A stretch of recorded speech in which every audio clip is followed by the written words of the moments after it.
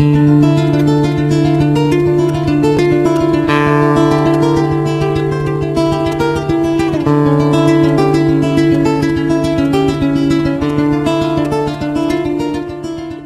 welcome to our seminar on lies in the textbooks. My name is Kent Hovind. I taught high school science for 15 years. And now for, well, since 1989, I've been doing seminars on creation, evolution, and dinosaurs. Some people try to say, well, you Christians are against science. No, no, no, I like science. I'm against evolution because it's not part of science. Evolution's a lie, okay? There's no scientific evidence to back up evolution. We'll get into that in just a minute. The Bible says in the Ten Commandments, thou shalt not bear false witness. Don't lie. Proverbs says, a false witness shall not be unpunished. He that speaketh lies shall not escape. God hates liars. The Bible says they delight in lies. Okay? These 6 things doth the Lord hate. Yea, 7 are an abomination unto him. A lying tongue, then a couple of verses later, a false witness that speaketh lies. Out of the 7 things God hates, 2 of them are liars. He must really hate them. He lists them in there twice, okay? Jesus said, you have your father the devil, and the lusts of your father you will do. He was a murderer from the beginning, and abode not in the truth, because there is no truth in him. When he speaketh a lie, he speaketh of his own, for he's a liar, and the father of it. Now, I like science, and I collect public school textbooks. I have hundreds of them from many, many countries, from clear back from 1880, I believe, to 2005, textbooks. I'm not against science. We happen to really like the subject. We have all kinds of cool science displays at our museum and our science center, and you can come down and visit Dinosaur Adventureland and see for yourself. I am, however, against lying to kids. Now, in the first 3 videos, we talked about how students are being lied to about the Big Bang. It didn't happen. They're being lied to about the age of the earth. It is not billions of years old. They're being lied to about the cavemen. There's never been a caveman, unless you mean Osama bin Laden. Okay? They're being lied to about the dinosaurs. They did not live millions of years ago. Now, here we're going to cover about 30 more lies in the textbooks. There are hundreds we could go through. We're going to try to hit the highlights, and this could go for days just covering lies in our textbooks. I'm going to hit some of the big ones, leave some of the little ones go for another time when we have more time. Now, I am not trying to get evolution out of the public schools. I'm not. I think any theory should be allowed to be taught, if you don't have to lie to support your theory with false evidence, okay? I am not trying to get creation into the schools. And I think Christians that work on either one of those are wasting their time. And many people have wasted hundreds of thousands of dollars trying to accomplish those 2 goals. It's futile. It's not going to happen. I am, however, trying to get lies out of the textbooks. I think we'll find if we take the lies out of the books, there's nothing left to support evolution. Well, that's their problem. They shouldn't have picked such a dumb theory to begin with, okay? It's not my fault, okay? Now, I'm not against teachers. My mother was a godly woman, led my dad to the Lord on their first date. She retired from teaching public school years ago. Been in heaven now for about 7 years. My brother led me to the Lord. He just retired last year from teaching public school after 34 years. There are many good godly teachers in the system. There are many good godly principals, many good godly school board members. I'm not against schools. I'm not against school boards. I'm not against teachers. I'm not against textbooks. I'm against lies. Okay, let's just keep it in perspective. Is there anybody here that thinks teachers or textbooks should be allowed to deliberately lie to students for any reason? And I mean deliberately. They might be lying and not know they're lying, okay, but if they're deliberately lying, that shouldn't be allowed, should it? Okay? Wisconsin has a law that requires textbooks to be accurate. So does Alabama. Textbooks shall be adequate and current, up to date, okay? The latest information. Texas has a law that says instructional material shall be factual. Go Texas, okay? Florida has a law that requires accuracy of instructional materials, and the commissioner is responsible to remove books that are not accurate. Well, commissioner, do your job, okay? Watch this video and remove the books that are not accurate. It's just simple. It's so simple, okay? California says textbooks shall be factually accurate and reflect current and confirmed research, okay? Minnesota says the teacher shall not deliberately suppress or distort subject matter. Yeah, sure, hey there, fella, you betcha. The problem is, none of those states enforce their own laws. I don't know if Tennessee here has a law that requires textbook accuracy. They ought to if they don't have one. If you don't have one, pass one. This is a textbook from about 100 years ago. It says, God created the heavens and the earth in 6 days. Prayer is a duty, but it's vain to pray without a sincere desire of heart. God governs the world in infinite wisdom. You believe that's a public school textbook? Well, here's one today. Evolution is fact, not theory.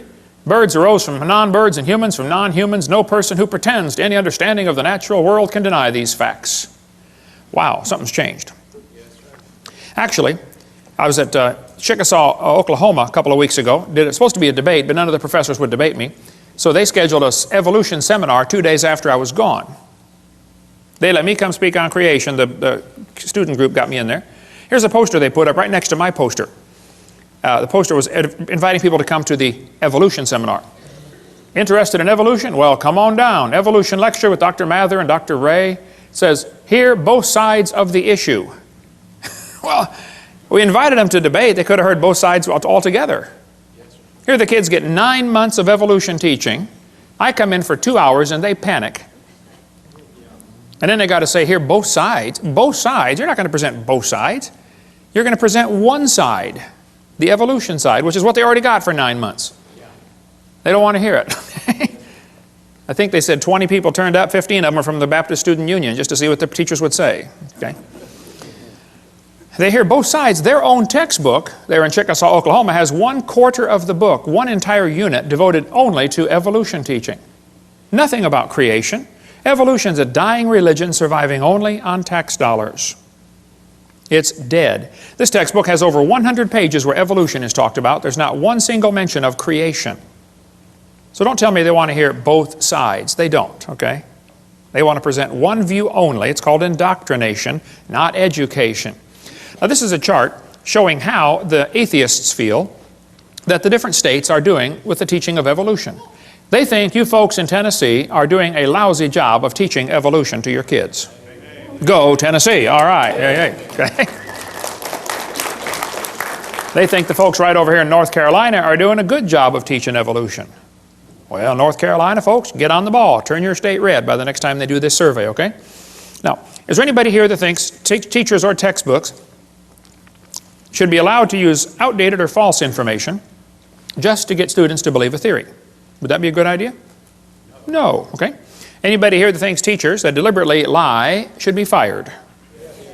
Okay. Is there anybody here that thinks textbooks with lies should be banned or the lies torn out of the book? Think that'd be fair? All right.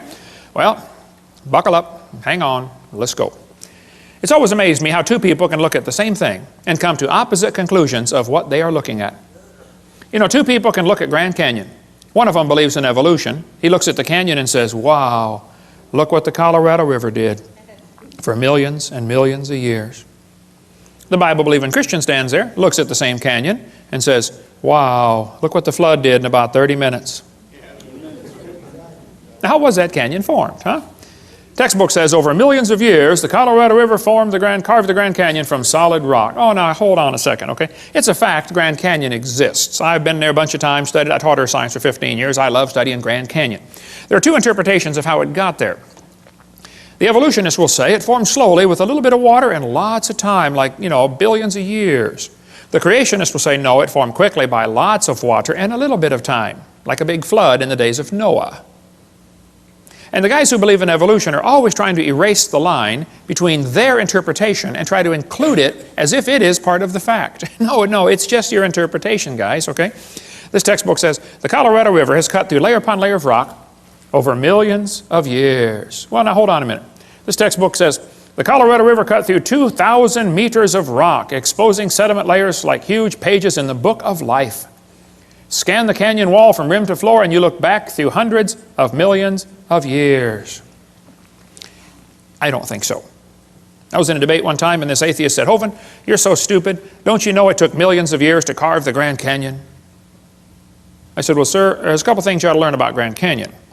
If you built a dam across Grand Canyon, a huge lake would fill in behind it, covering several states, okay? I mean, take a lot of dirt to build a dam, but if you could build a dam across that canyon, you'd have a really big lake. Actually, some of the water from Wyoming drains through the Grand Canyon.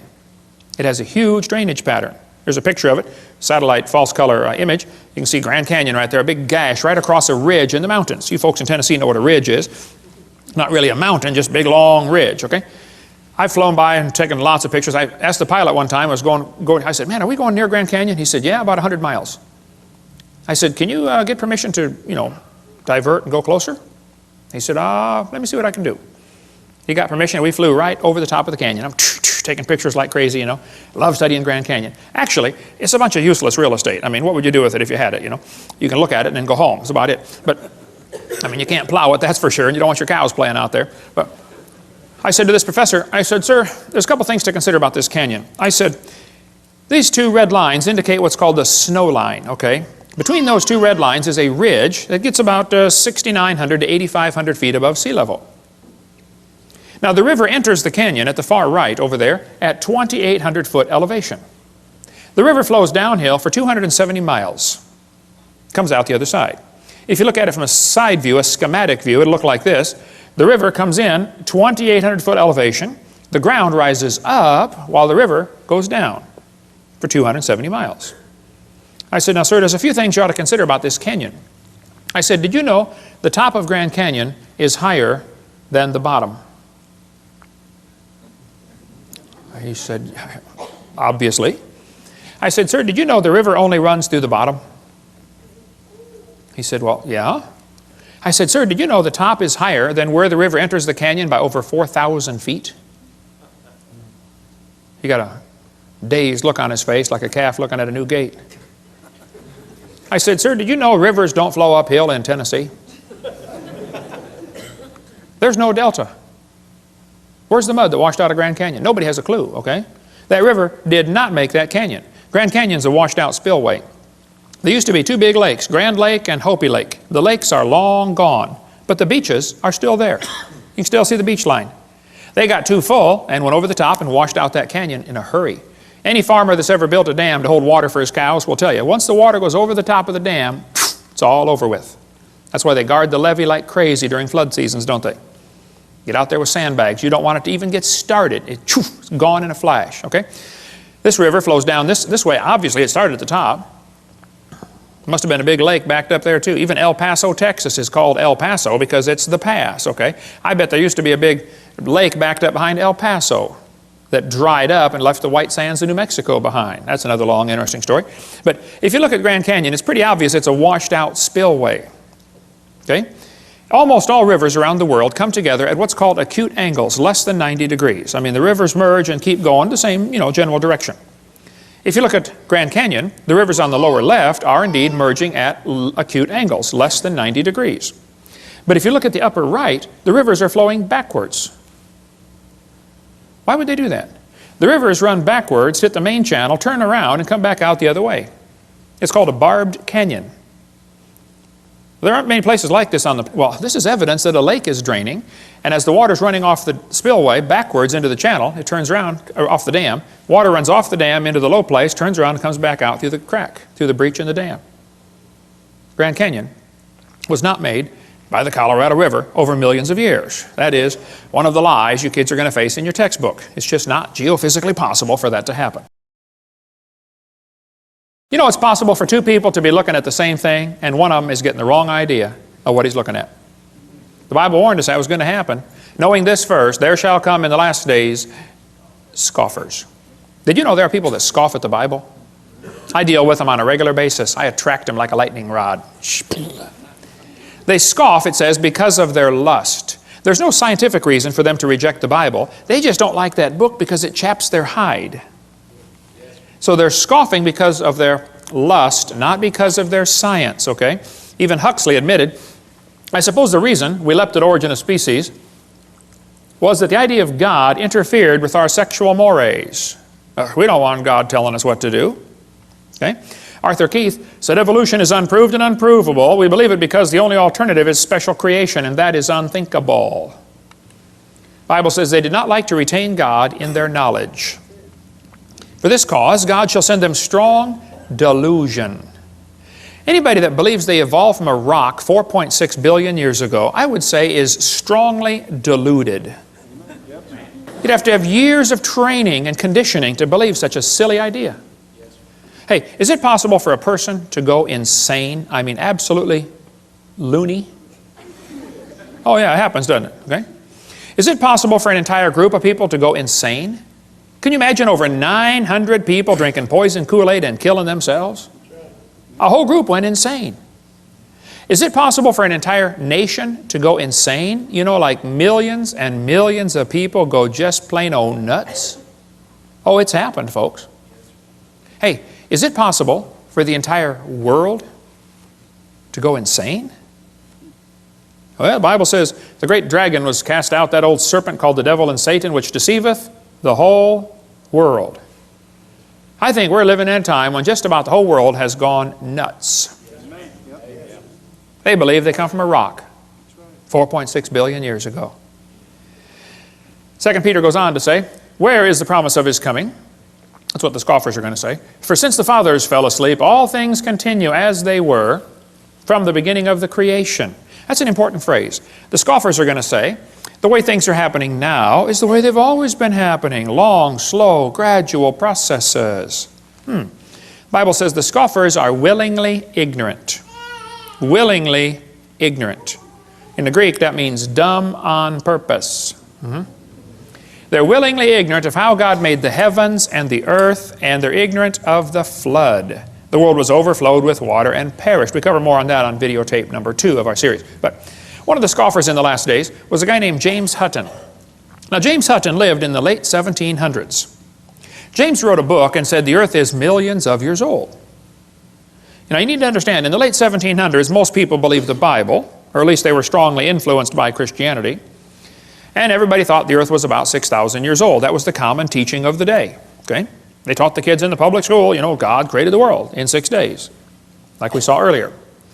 But this was also a time of many revolutions. We had the American Revolution, the French Revolution, the Polish, the Spanish, the German. Every country is just about revolting against the idea of a king and establishing a democracy. So they threw off monarchy, and this is known as the age of anti-monarchy.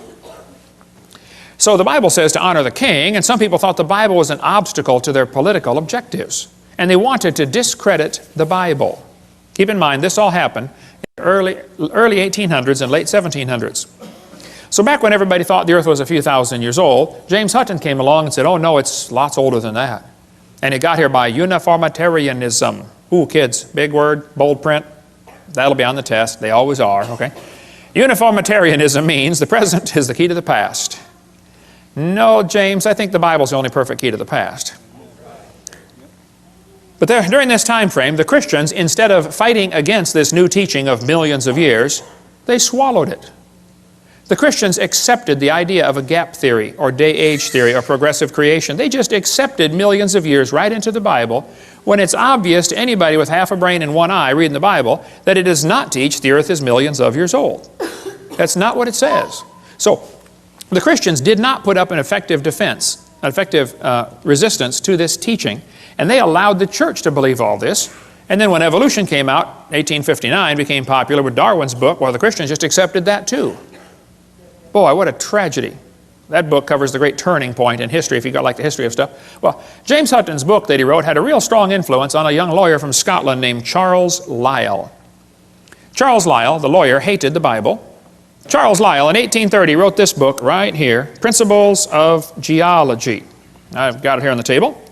You can come take a look at it. It's all marked up. In this book, you can see his hatred for the Bible kind of ooze off every page. He kept calling it ancient doctrines. He said, oh, you have a scriptural authority. He was mocking them, okay? He called it a religious prejudice. He said, men of superior talent, he's talking about himself, who thought for themselves and were not blinded by authority, he used every opportunity he could find to mock the Scriptures. And kids, you won't have to go to college very far before you're going to run into a professor that has this mocking attitude toward God's Word. How many of you had one when you went through school? Seems like their whole goal in life is to destroy your faith. I had a bunch of them when I went to school. They just wanted to destroy your confidence. Well, Charles said his goal was to free the science from Moses. What do you suppose he meant by that? Well, before Charles Lyell wrote his book, everybody looked at the geology, looked at Grand Canyon and said, wow, look what the flood did. He didn't like people interpreting Earth's history in light of the Bible. He wanted them to interpret Earth's history in terms of millions of years. Lyell is the primary guy responsible for inventing what today is known as the geologic column. How many have ever heard of the geologic column before? They divided the earth up into layers and gave them names, you know. Cenozoic, Mesozoic, Paleozoic, Archaeozoic, all that kind of stuff. Maybe you saw the movie Jurassic Park, named after the Jurassic layer, okay? Each layer of rock was given a name and an age and an index fossil. Now keep in mind, all this was done in 1830 before there ever was a carbon dating, potassium-argon dating, rubidium-strontium dating, lead-208, lead-206, uranium-235, uranium-238. None of those had even been thought of. So they didn't determine these great ages by any radiometric decay method. They just picked the numbers out of the clear blue sky. It's a fact the earth has many layers of sedimentary rock. That is just a fact. You can see them all over Tennessee here. How'd they get there? Well, there are two interpretations. One group says the layers formed slowly over millions of years. The other group says, no, these layers are all from the flood in the days of Noah. And again, they're always trying to erase that line between the two and make their interpretation become part of the fact. And it's just not, okay? It's just their interpretation, that's all. The geologic column is actually the Bible for the evolutionist. The only place you'll ever find it is in the textbooks. It doesn't exist. This guy admits it. He said, if there were a column of sediments, unfortunately no such column exists. Did you know there is no geologic column? If there was, it'd be 100 miles thick. It doesn't exist. It's one of the lies in the textbooks. And actually, all of evolution is based on this lie right here. This is one of the most serious ones, in my opinion. It's true the earth has layers. That's not the question. Okay? How did they get there, though? I mean, if that layer sat there for 10 million years waiting for the next one, don't you think it's going to rain once in a while in 10 million years? Why are there no erosion marks between the layers? Why are they stacked on top of each other just like a stack of pancakes? And by the way, why are there no soil layers between the rock layers? I mean, soil builds up on top of rock. Don't you think there'd be some soil built up once in a while? Look, if you get a jar of dirt and rocks and gravel and sand and mud and shake it up and set it down, it settles into layers for you in a few minutes. It doesn't take long. How many seen those things you buy at the mall with two pieces of glass and different colored sand in between? You know, you flip it over and it makes all kinds of layers just in a few seconds. It doesn't take long. I was preaching years ago in Union Center, South Dakota. Now, Union Center is right there. It's not even on the map.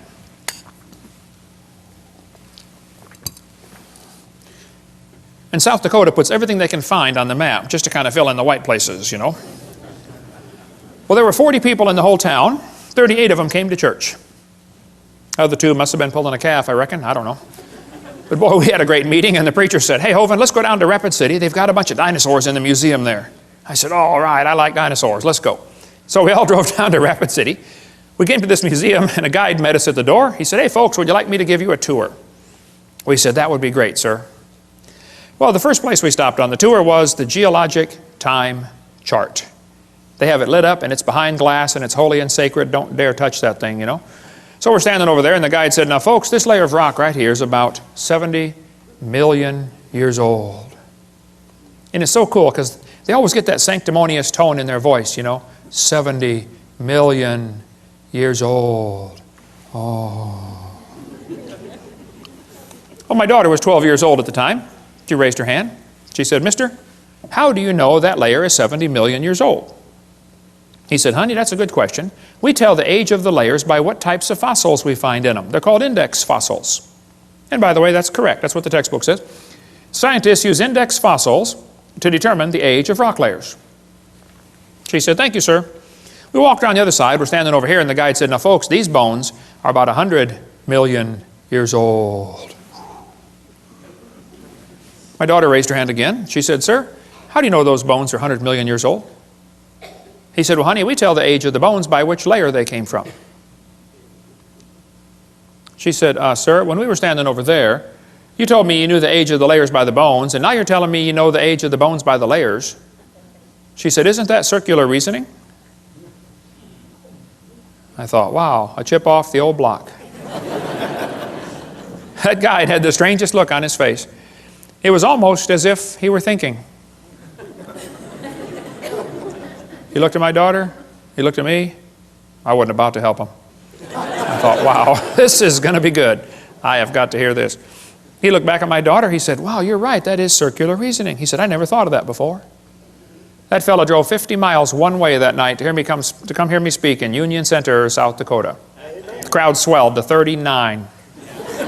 We set up a chair in the aisle. Afterwards, he talked to me for an hour. He said, Hovind, is everything I believe about geology wrong? I teach this stuff at the college. I said, oh, no, I like geology. I've got a huge fossil collection, rock collection, mineral collection. I teach earth science. I love studying geology. I said, but as far as the layers being different ages, I said, yes, sir, I'm sorry. That is all baloney. It's based on circular reasoning. I'll show you. Here's a textbook that tells the kids to date the rocks by the fossils, and on the very next page it says date the fossils by the rocks. On the next page, and they don't catch it. It's a lie. It's circular reasoning. The intelligent layman has long suspected circular reasoning in the use of rocks to date fossils and fossils to date rocks. The geologist has never bothered to think of a good reply, feeling the explanations are not worth the trouble as long as the work brings results. It cannot be denied from a strictly philosophical standpoint, geologists are arguing in a circle. The relative ages of rocks are determined by the organisms they contain. They date the rocks by the fossils and the fossils by the rocks. Ever since the beginning of the 19th century, fossils have been and still are the best and most accurate method of dating and correlating the rocks in which they occur. Apart from very modern examples, which really are archaeology, I can think of no cases of radioactive decay being used to date fossils. They don't date fossils by potassium-argon dating or carbon dating. That's not how they do it. Radiometric dating would not even be possible if the geologic column had not been erected first. There's no way simply to look at a fossil and say how old it is unless you know the age of the rocks it comes from. This is Niles Eldredge, one of the most famous evolutionists alive today. He said, and this poses something of a problem. Yeah, something poses a big problem, Niles. If we date the rocks by the fossils, how can we then turn around and talk about patterns of evolutionary change through time in the fossil record? Circular reasoning. This guy said the rocks do date the fossils, but the fossils date the rocks more accurately. I think the cheese done fell out of his sandwich. That's what I think. Okay, he's a few fries short of a Happy Meal. It's based on circular reasoning. Okay, this guy said the charge of circular reasoning can be handled several ways. It can be ignored as not the proper concern of the public. It can be denied by calling down the law of evolution. It can be admitted as a common practice or avoided by pragmatic reasoning. But it is all based on circular reasoning. Actually, at the Scopes monkey trial, 1925, over here in Dayton, Tennessee. How far is Dayton from here, Steve? About 100 miles. 100 miles, okay. This is what they were going to use as evidence for evolution. The lowest layers are obviously the oldest. Page 275 of the court transcript. No, the oldest layers are not obviously the oldest. Did you know in still water, sediment layers settle out, the bottom one first, and then the second one, and then the third one. That's correct. But in moving water, you can get 5 or 6 or 10 layers to form simultaneously. They form from one end and travel across.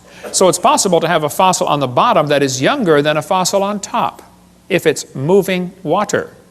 There's a great video tape called Experiments in Stratification. It covers all that if you want more on that. Or get our video number 6. We'll get more of that later. I like to ask evolutionists, I say, guys, your geologic column contains limestone quite a few places. If I handed you a piece of limestone, how would you know if it's 100 million year old Jurassic limestone or 600 million year old Cambrian limestone? I mean, exactly what's the difference? They'd say, well, the only way to tell the difference is by the index fossils. That's precisely my point. They date the layers by the fossils. This textbook shows the kids a trilobite, and it says, boys and girls, trilobites make good index fossils. If a trilobite is found in a rock layer, the rock layer probably formed 500 to 600 million years ago. I don't think so. Somebody found a human shoe print where the guy with a shoe on had stepped on and smashed a trilobite.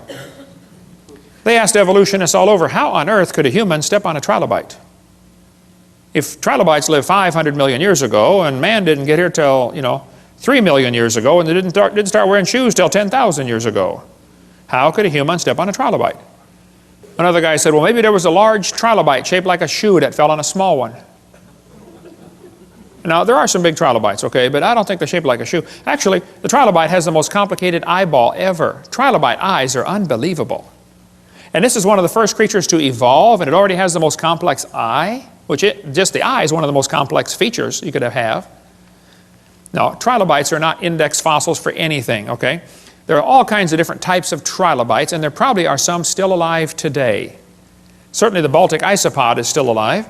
A guy sent me a couple weeks ago, about a couple months ago, I guess, a whole jar full of trilobites from the Prudhoe Bay water treatment plant up there for the oil factory they've got, oil refining rig.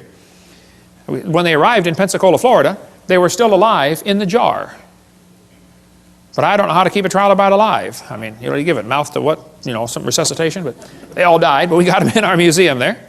Somebody just sent me a large one that they got down in the Caribbean, about this big. It's in our museum, and it was frozen. They said, yeah, I pulled it off the rock myself down in the Caribbean, still alive. They call it some kind of roach. Roach, it looks like a big trilobite. This textbook shows the kids a graptolite.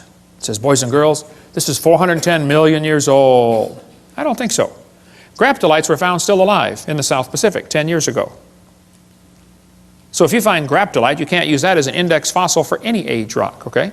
They tell the kids in school the lobe-finned fish is the index fossil for Devonian, 325 million years old. See that short leg, boys and girls? He's got a little bitty leg and then the fin. See, that proves he's evolving from a leg to a fin.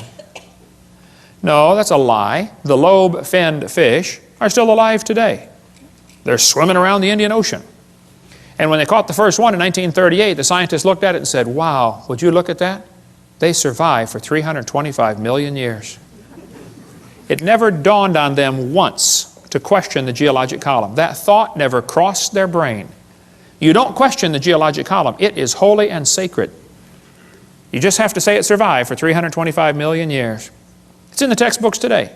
And they still say it's the index fossil for 325 million year old rock, even though they know they're swimming around the ocean. How can they be that dumb? This lady wrote a book about it, A Fish Caught in Time. She says, boys and girls, this is our own great uncle, 40 million times removed. She does look a little fishy, kind of around the gills there. Okay. You're going to be told that dinosaurs are index fossils for the Jurassic period, 70 million, or Cretaceous, 70 million years ago. That's baloney. Dinosaur bones were found here recently that had blood cells still in them. How long are the blood cells going to last? Here's soft tissue found with dinosaur bones, still flexible, soft tissue in March of 2005. Here's fossilized human hands found in the same rock strata as dinosaur bones. Now, they tell you the layers are different ages. That's simply baloney, okay? Now, Charlie Darwin didn't like round numbers, so he said the Wealdian deposits are 306,662,400 years old. How could he possibly know such a thing, okay?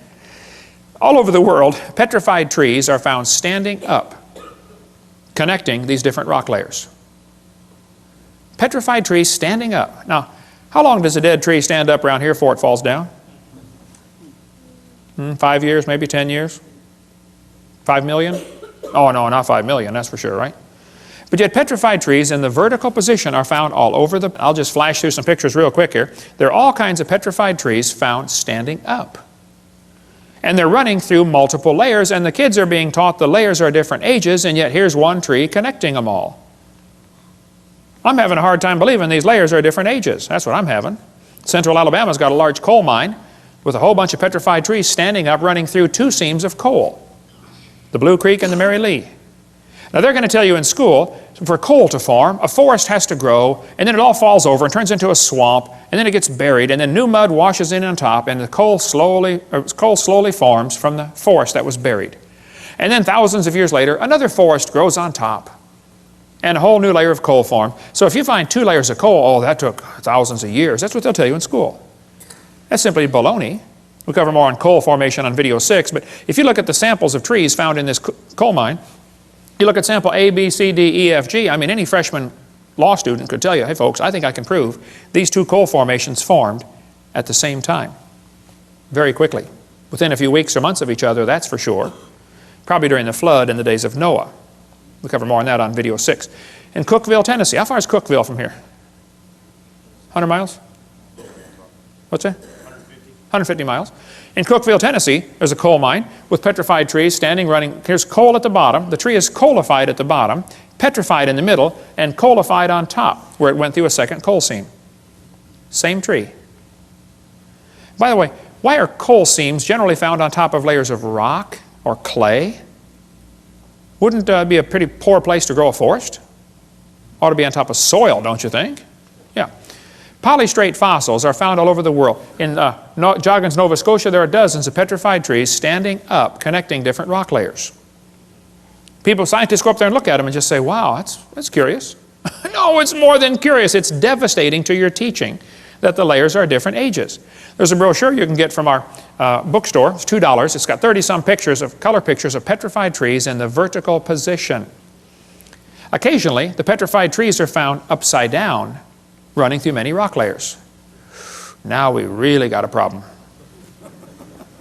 I've thought about this till my brain hurts.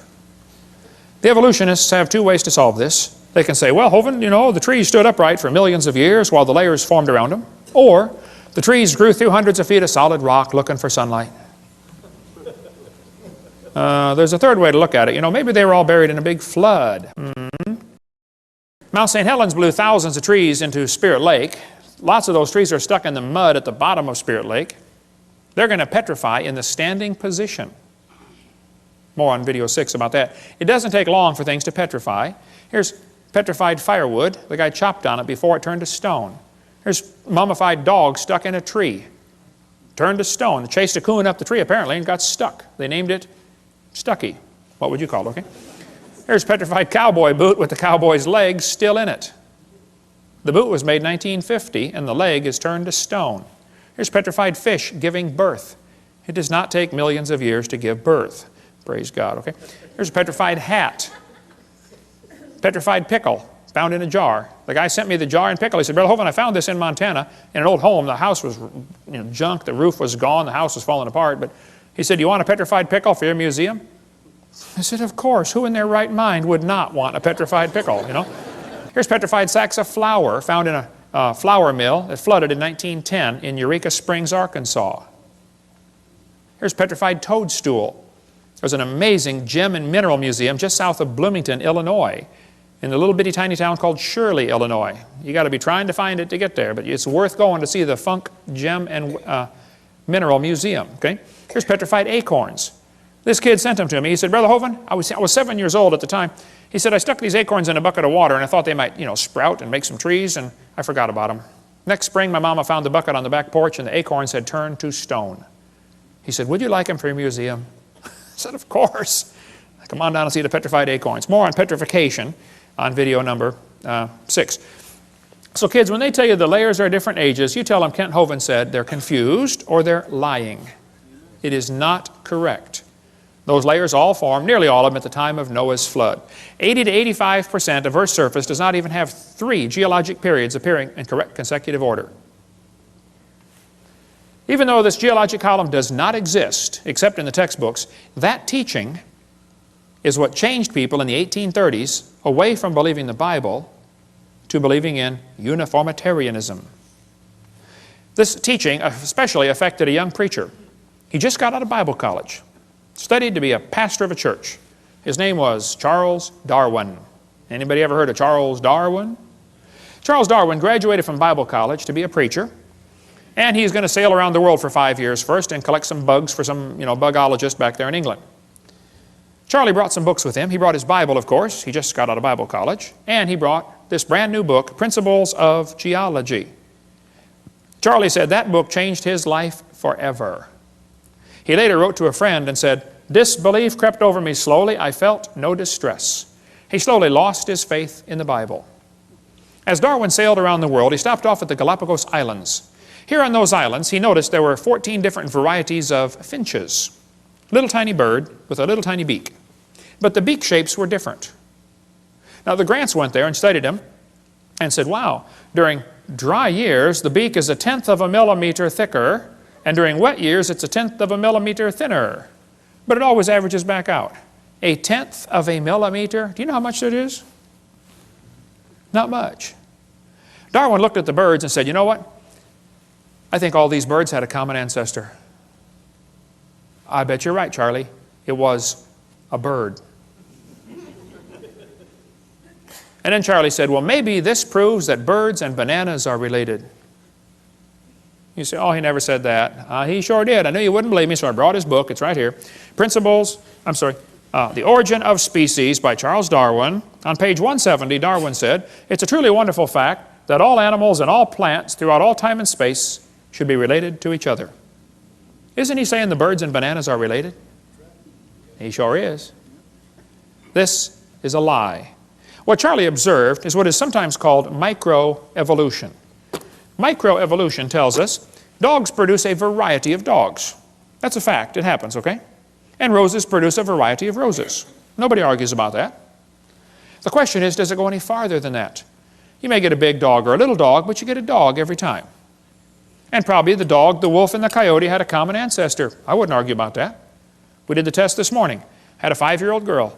Said, okay, here we have a dog, a wolf, a coyote, and a banana. Which one is not like the others? She got it. The banana. We got college professors can't figure that out.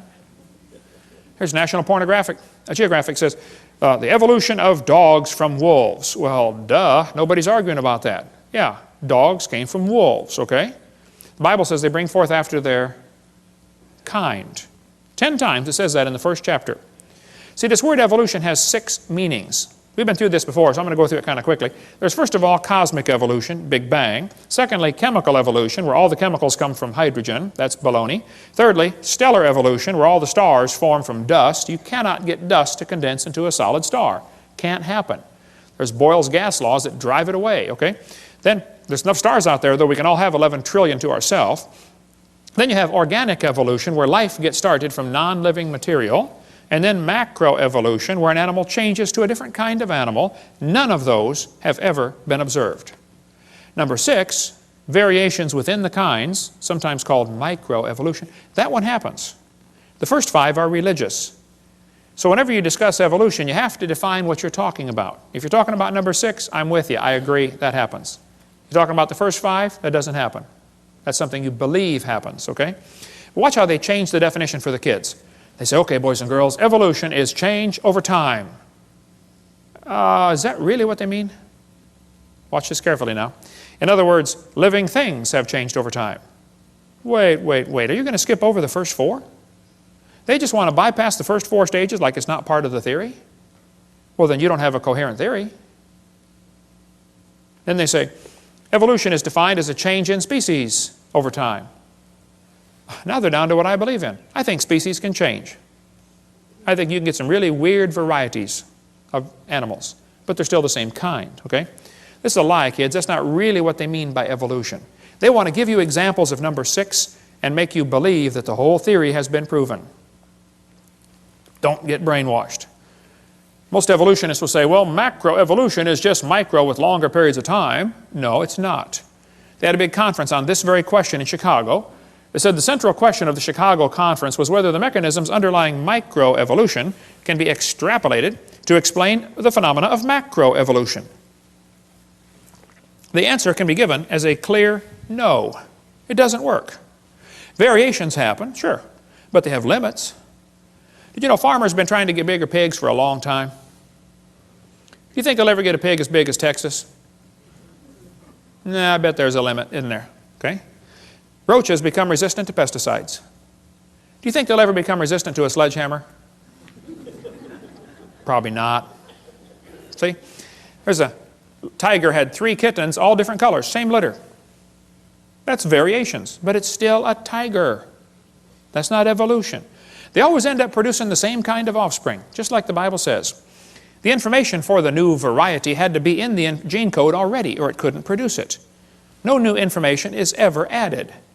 The gene pool of the new variety is always more limited. Somebody spent years crossbreeding dogs to develop the Chihuahua.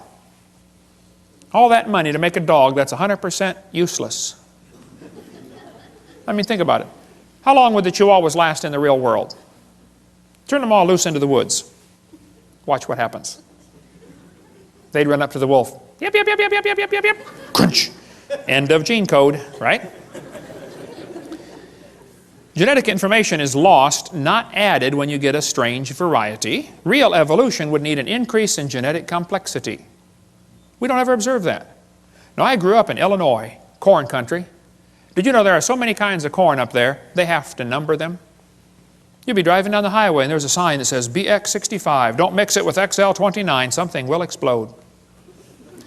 But folks, you can crossbreed corn from now to the cows come home and you are always going to get corn. You're never going to get a hamster or a tomato or a whale to grow on your corn stalk. It just ain't going to happen, okay? There's a whole variety of dogs in the world, and they might have had a common ancestor. A dog. There's BBC News.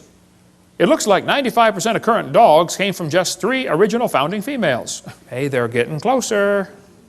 Right here it says, today's dogs come in all shapes and sizes, but scientists believe they evolved from just a handful of wolves tamed by humans living in or near China less than 15,000 years ago. They're getting closer. Man, if they keep studying their Bible, keep studying the science, they're going to be an independent Baptist when they're done. You get done climbing the mountain of truth, that's where you end up, you know. Okay? This Irish textbook calls them divergent evolution. Oh, come on. They show 5 dogs around a wolf, and that's not divergent evolution. Don't give it a fancy name. It's still a dog. It's just a variety of dog. This Mexican textbook says, the horse and the zebra had a common ancestor. I agree. It looked like a horse. You know, 4-wheel drive, genuine leather upholstery, all the standard horse equipment, okay? They got little tiny horses today. We had the world's smallest horse come visit our dinosaur adventure land. Talk about useless. I mean, you know, you can't ride it. Well, my granddaughter could, but it won't bark, you know. What do you do with a horse like that? You know, horses, zebras, and asses can all be crossbred. They have competition in California. Who can get the weirdest animal? They get Zorses, Zonkies, Zeonies, Zedonks, Zebras, and Shebras. Here's a zebra who forgot to put his PJs on. Here's a herd of zebroids running around. You know, in the last 100 years, the Kentucky Derby's gone from an average winning speed of 127 seconds down to 123 seconds. Now, even in the old days, they had some pretty low times turned in, okay? Question, how much money would you guess has been spent on selective breeding trying to get the fastest horse for the Kentucky Derby? Millions and millions of dollars. They do the same thing right around here, don't they? Spend lots of money for a Tennessee Walker. What's the most expensive Tennessee walking horse you've ever heard of? $1 million for one horse? $3 million for one horse. That's how much per pound? Man, I was in Italy, we ate horse over there. It's good too. Tastes like chicken, you know. Now, I don't know if they've got to the absolute limit of horse speed or not. I don't know. But I suspect they're getting kind of close, okay? If you really want to win the Kentucky Derby, why don't you breed wings on your horse and fly around the track in 12 seconds? The whole point is, sure, you get varieties, but they're limited. There's a bunch of different kinds of cows in the world, and they might have had a common ancestor. A cow. This magazine's where you order chickens. All right, boys and girls, should we order, you know, cinnamon queens, red rocks, white rocks, cherry eggers, or brown leghorns? But look what the magazine says. Jungle fowl are the original bird from which all varieties and strains of domesticated chickens are derived. Did you know all the chickens had a common ancestor? Anybody want to guess what it was? Chicken. You got it. There are 8 kinds of bears in the world, and they might have had a common ancestor. A bear. You know, broccoli, cabbage, cauliflower, and Brussels sprouts all have a common ancestor called a plant. In California, they got huge fields where they graft English walnut trees onto black walnut stumps. They do it because the black walnut stump, the root system is tough and can handle the weather over there. But the black walnut doesn't taste as good, it doesn't sell for as much money, and it's tougher to crack. English walnuts taste better, they sell for more money, and they're easier to crack, but the root system rots. So they cut them off and stick them together. They do it all over there. Well, they can do it because they're both a walnut. See, you could never graft an English walnut tree onto the back of a turtle. That won't work, see? The sugar beets were used for years. When sugar got expensive, they wanted to get sugar out of beets. So they tried to do selective breeding to increase the sugar content in sugar beets. They raised it from 6% to 17%, but could not. They ran into a brick wall. Hey, can't go past 17. And the further they got away from the normal wild sugar beet, the more problems they started having. Now you got to babysit the field and spray pesticides and bugicides and everything else on it, okay? Because its disease resistance goes down. People say, don't bacteria become resistant to drugs? Well, that's because they lose information, not gain it. I'll show you. Dr. Spetner points out, this is based on a misunderstanding, for the mutations that cause antibiotic resistance still involve information loss. For example, To destroy bacterium, the antibiotic streptomycin attaches to part of a bacterial cell called ribosomes. Mutations sometimes cause a structural deformity in ribosomes. Since the antibiotic cannot connect with the misshapen ribosome, the bacterium is resistant.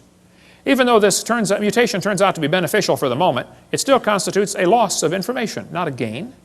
No evolution has taken place. The bacteria are not stronger. In fact, under normal conditions with no antibiotic present, they are weaker than their non-mutated cousins. I'll give you an example. Suppose somebody's coming through town and they're handcuffing everybody, taking them off to jail, and then they're going to kill them.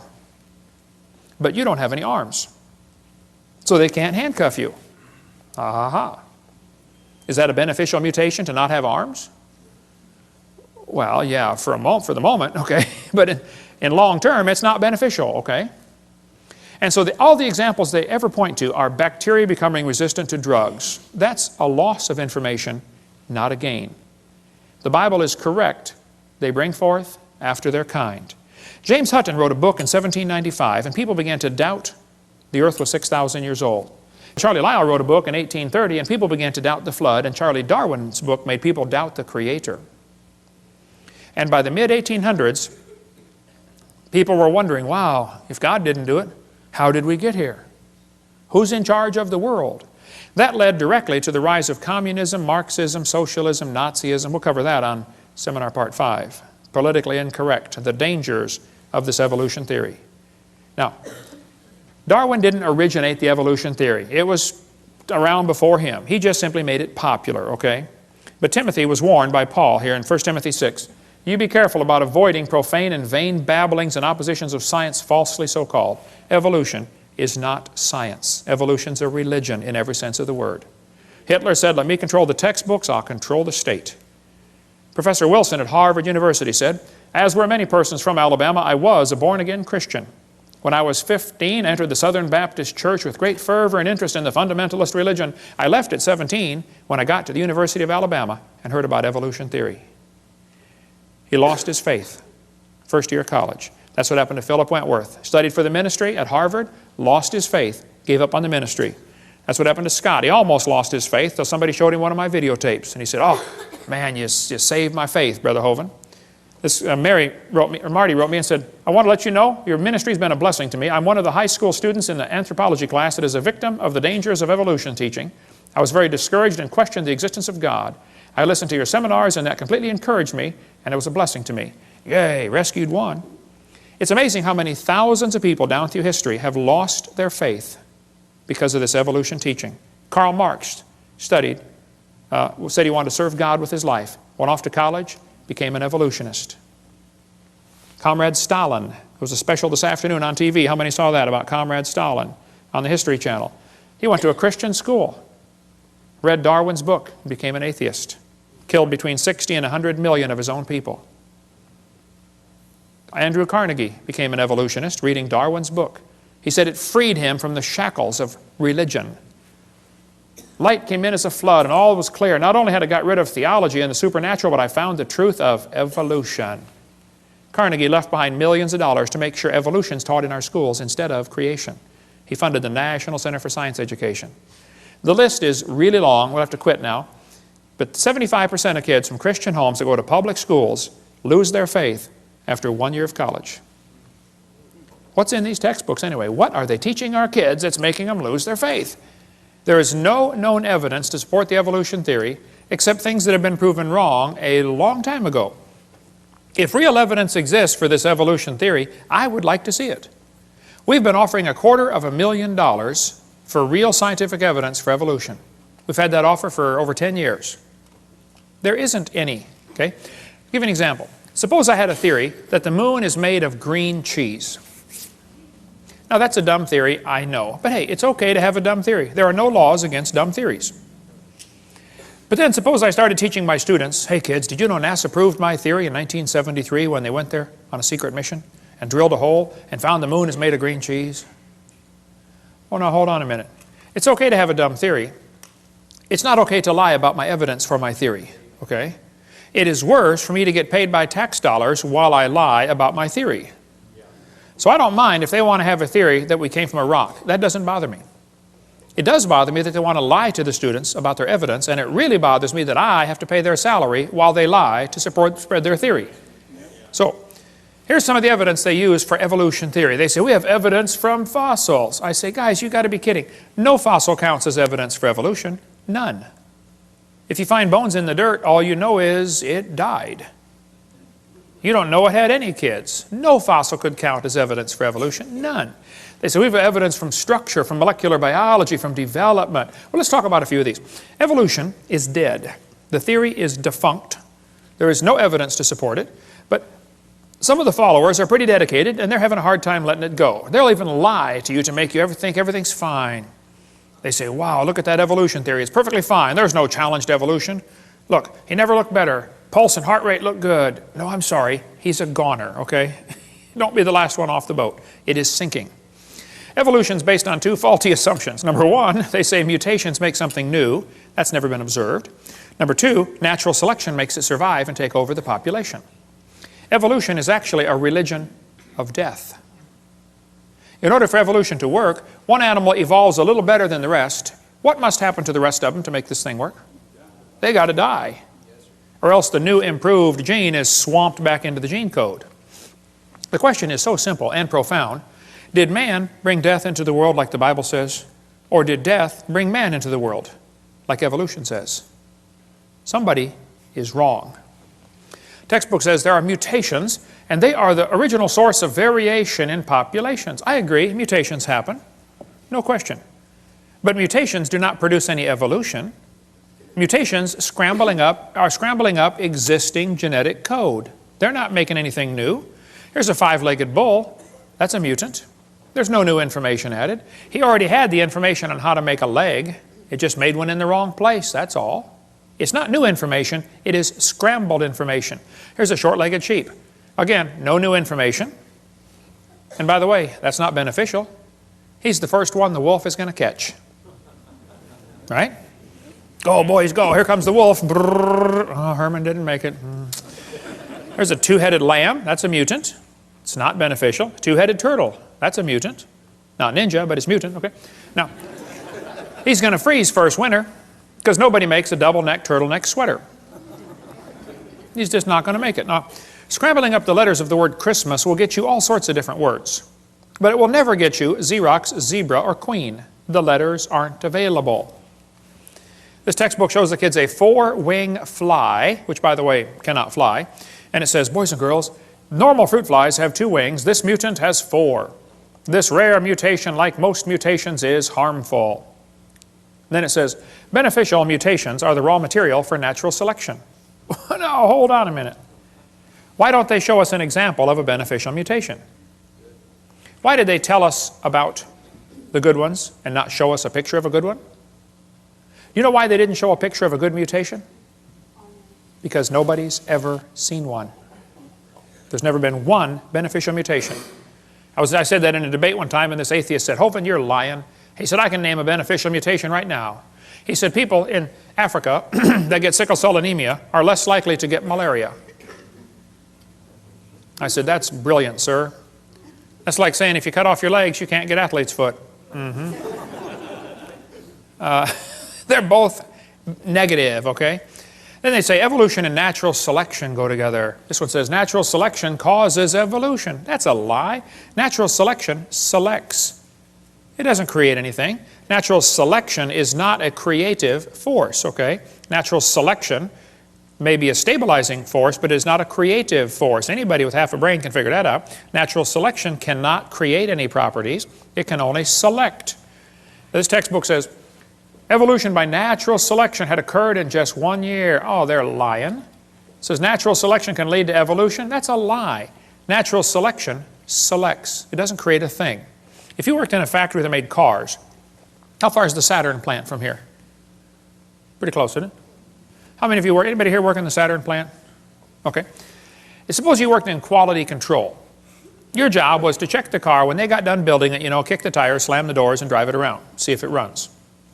If you caught every single mistake, they don't, by the way, but if you did, okay, how long would it take that quality control process to change the car to an airplane? You say, Hovind, quality control can't change it to something else. Oh, I know. Only design engineers can change it. And God's natural selection is a quality control that will never change it to a different animal. It'll just make sure you get a good animal, that's all. They keep talking about survival of the fittest. Well, I agree, but that doesn't explain arrival of the fittest. And even survival of the fittest is pretty shaky. It's what's called a tautology, a sentence that means nothing. I'll show you. If you say, Professor, why did it survive? He'll say, oh, because it's the fittest. You know, survival of the fittest. How do you know it's the fittest? Because it survived. How else can you tell? Oh, I see.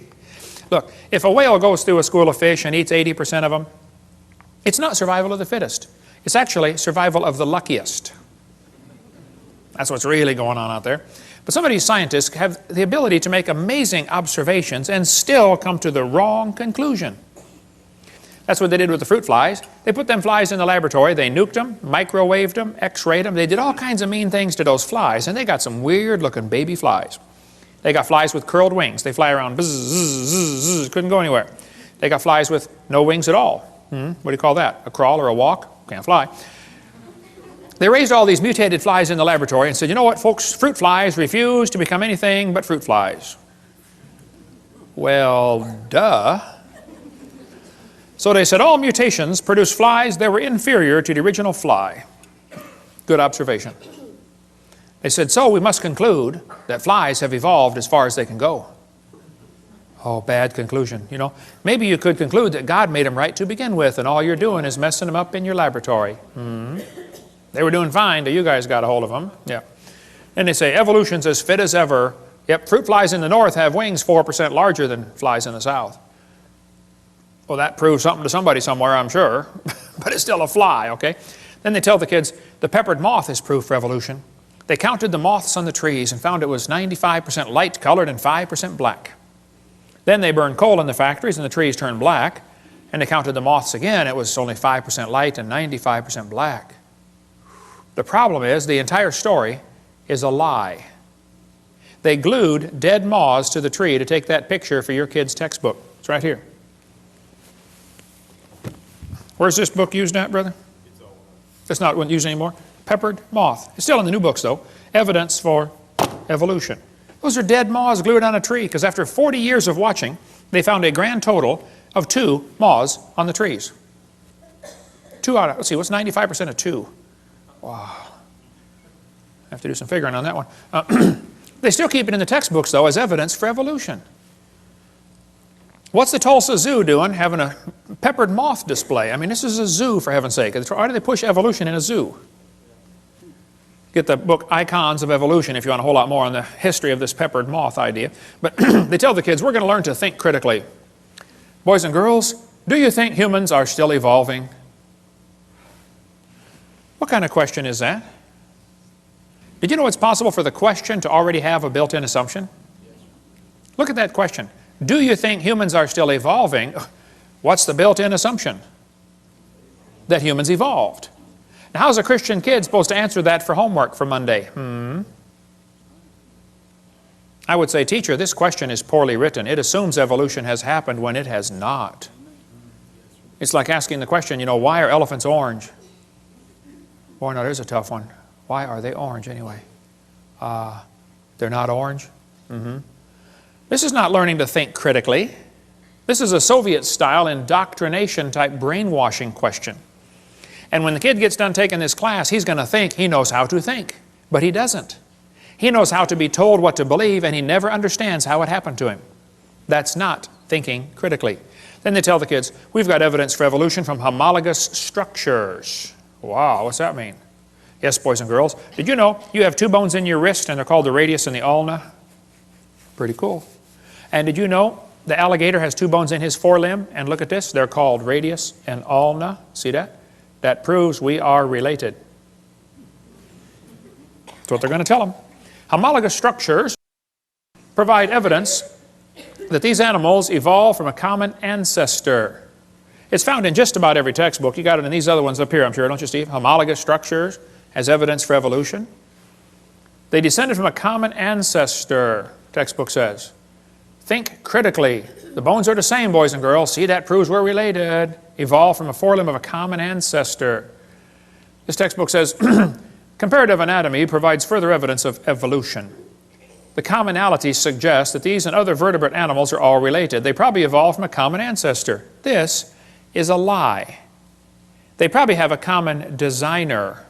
You know, the different bones in different animals come from different genes on the chromosomes. They're not homologous to begin with, okay? And even if they were, that still wouldn't prove common ancestor. Proves a common designer. The same designer made them all. Did you know the lug nuts from a Pontiac will fit on a Chevy? You can go out in the parking lot and try it. They will.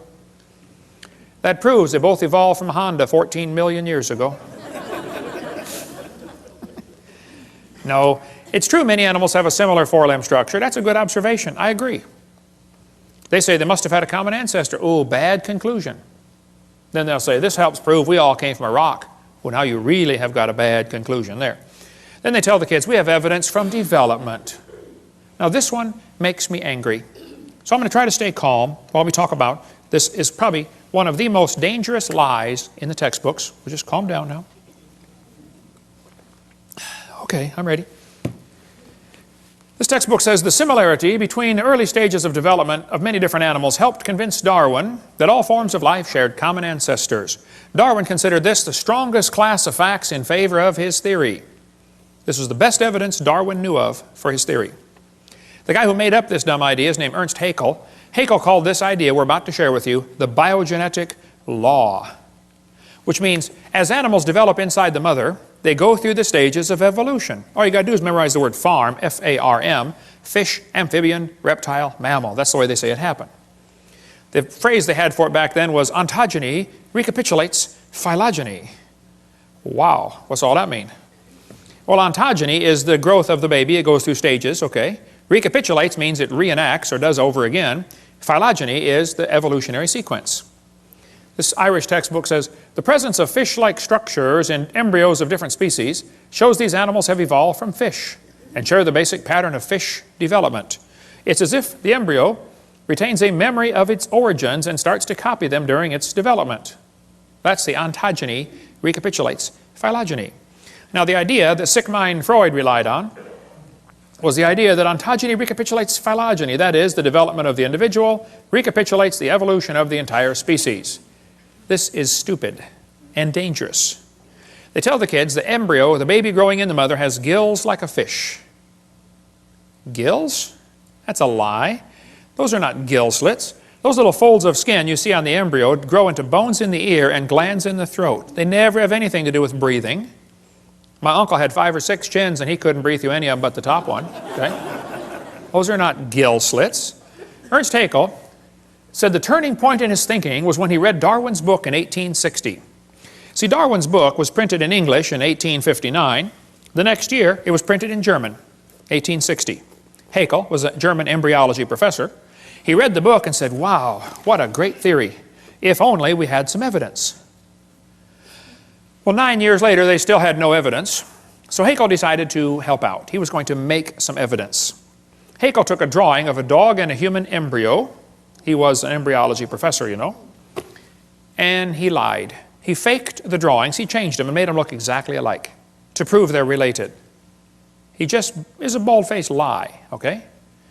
Haeckel made giant posters of his fake drawings and traveled all over Germany and converted the people to believing in evolution, which led to the next obvious question. Hey, if evolution is true, I wonder which race of humans have evolved the farthest.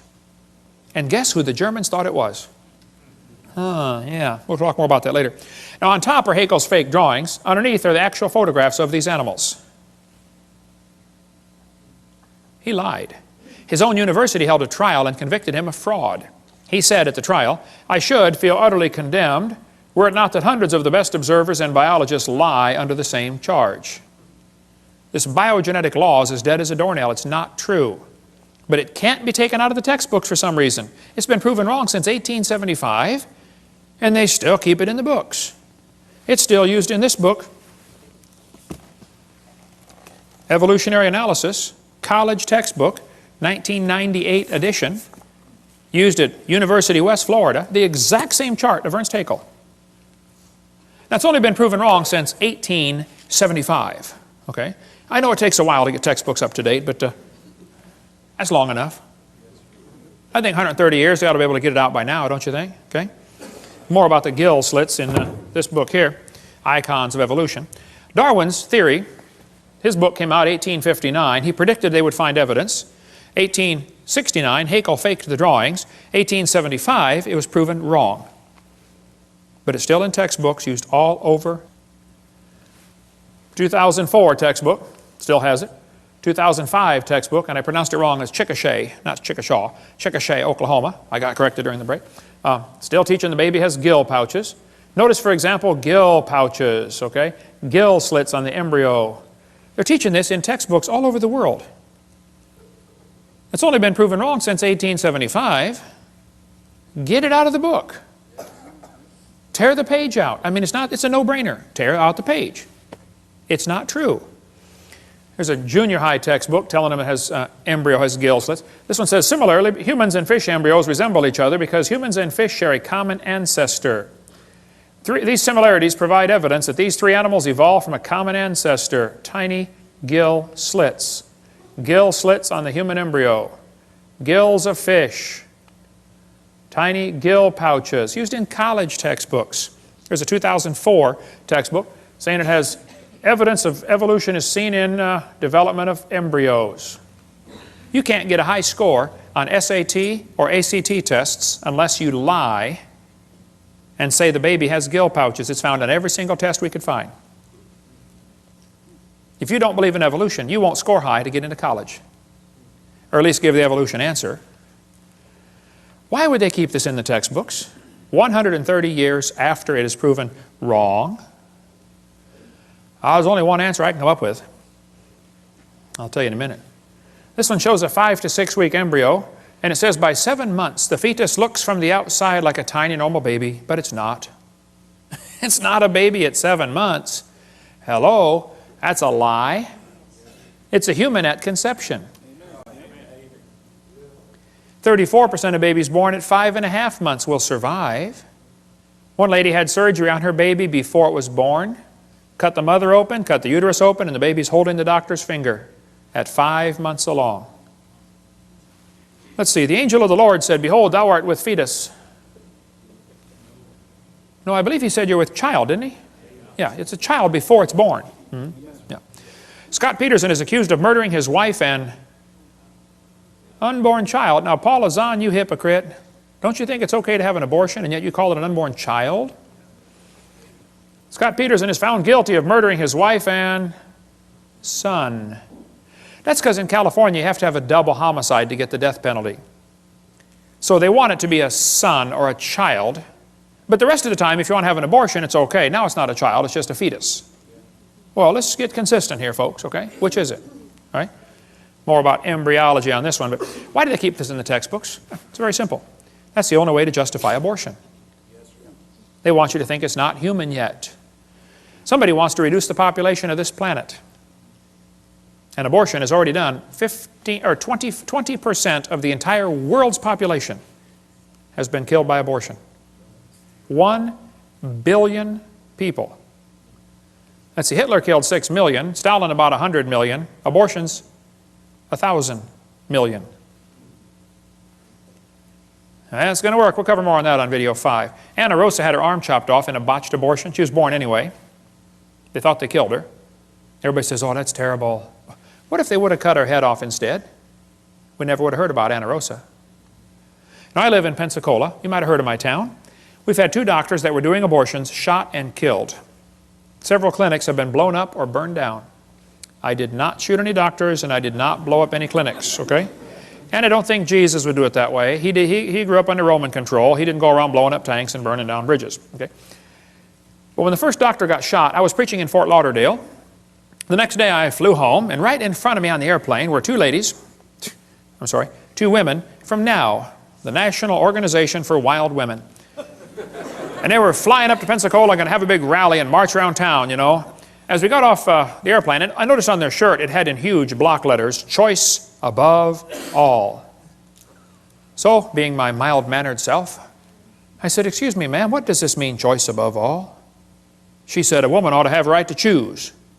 I said, choose what? She said, choose to have an abortion. It's her body. I said, well, yes, ma'am. If she wants to abort her body, I suppose that's fine. But it looks to me like she wants to abort somebody else's body. When you consider half of them are male, think about it. It's not her body. I said, by the way, ma'am, I'm kind of curious about this. I have 3 kids. I delivered one of my kids at home. I used to raise hamsters. I taught biology and anatomy. I'm kind of familiar with this process. I said, why does the woman's right to choice stop at birth? Why don't we let the mother choose to kill it after it's born? Be a lot safer and simpler. Hey, why don't we extend abortion rights up until the kid's 2 years old? I know a lot of mothers with a 2-year-old that have thought about it a time or two. I won't ask you to raise your hand, but I know you're out there. I got it. Let's extend abortion rights up until the kid is 18. I bet they'd behave a lot better. Son, one more time and I'm going to abort you. Hey, teacher, where's Johnny today? Oh, he didn't do his homework yesterday, so his mommy aborted him. Hey, grades would skyrocket, wouldn't they? By the way, Peter Singer is pushing for abortion after the baby's born. He's trying to get legislation passed so you can kill the baby up to 28 days after it's born and still call it an abortion. Have you ever noticed the news media calls them pro-choice and they call guys like me anti-abortion? I'm not. They do that anti-abortion because it's a negative sounding term. Pro-choice is such a positive sounding term. How about let's call me pro-life and call them pro-death? And we both get a positive sounding term. That's why I refuse to take the paper. I just can't stand their liberal slant on everything. We get a call once in a while. Hey, you want to take the Pensacola News Journal? I say, no, ma'am, we don't have a parakeet. That's what I tell them. See, the media will ignore the wishes of the majority and they're going to push their liberal agenda. We'll cover more on that on part 5. Well, remember when the kids got shot in Colorado? Right away they jumped on the gun control issue. You know, if kids keep getting shot in our schools, maybe it's time to consider some other issues like should we have public schools? Or maybe should we teach them evolution? That's what did the Columbine shooting. Those kids were real strong believers in evolution. They made a videotape before the shooting. One of the boys said, he doesn't deserve the jaw evolution gave him. Look for his jaw, it won't be on his body. They were strong believers in evolution. They did the shooting on Hitler's birthday on purpose. They shot Isaiah Shoals just because he was black. Eric's t-shirt said natural selection. And then Rosie O'Donnell said, see, we need more gun control. Rosie, Rosie, Rosie. Blaming guns for Columbine is like blaming spoons for Rosie O'Donnell being fat. It's not the spoon's fault. It's not the gun's fault, okay? Maybe certain criminals ought to be publicly executed. Maybe that's time to think that one through one more time. Maybe all law-abiding citizens should be required to carry guns to protect themselves. Suppose every teacher in the public school was required to be armed. Just suppose. How far down the hallway would those kids have gotten? Somebody sent me this button, proudly unarmed. Would you wear this? What does this say to a criminal? Rob me. Isn't that exactly what it says? Of course. The Founding Fathers gave us the Second Amendment so we could keep and bear arms, and it wasn't so we could go duck hunting. The purpose of the Second Amendment was so we could defend ourselves if the government goes bad. Last-ditch defense against an evil government is an armed citizenry. You ever notice a lot of animals that eat grass have horns? Did you know you don't need horns to eat grass? The purpose of the horns is to explain to the lion, stay off my back. I just want to eat the grass, leave me alone. And I think everybody ought to be armed, not so we can hurt anybody, but just so we can explain to people, leave me alone. Don't take my stuff. Don't break into my house. Don't steal my car. Don't come hurt my family. Okay? Thank you. Now, I probably waited too long. I didn't start my kids shooting until they were about 3. I probably should have started about 2, you know. Okay. Here's the logic they use to justify abortion. They're going to say, well, it's not human. Oh, brother. You're either dumb or you're lying. It's human at conception, okay? They're going to say, well, it's not viable. It can't live on its own. Can't live on its own? I know kids that are 25 that still come borrow money from Dad. Hey, Dad, can I borrow some money? You ought to be able to live on your own by now, son. They're going to say the child may be unwanted. There's kids that are already born that are unwanted. My parents moved 4 times when I was growing up, but I found them every time. By the way, there's probably 5 people in this room that have had an abortion. Now you listen carefully. God loves you. He can forgive you. It's not the unpardonable sin. God can use you in a powerful way. But don't you go through life justifying it. Don't say it was okay. No, it wasn't okay. It was murder. So confess it, forsake it, get right with God, and go serve God with your life, okay? Amen. Half the Bible is written by murderers, okay? You're in good company. They're going to say, well, the child may be unwanted. A lot of people are unwanted. Year after year, the number of people waiting to adopt is about equal to the number of abortions. The babies are not unwanted, okay? They're going to say, well, the child may be a financial burden. Show me a kid that's not. Anybody got a kid that's not a financial burden? They're going to say it may be from rape or incest. Well, then you kill the rapist, not the baby. Execute the rapist and adopt out the baby. It's not that complicated. Hey, did you know it's illegal to shoot deer at night with spotlights in just about every state? Is it illegal in Tennessee to shoot deer at night with spotlights? You got to give them a sporting chance, right?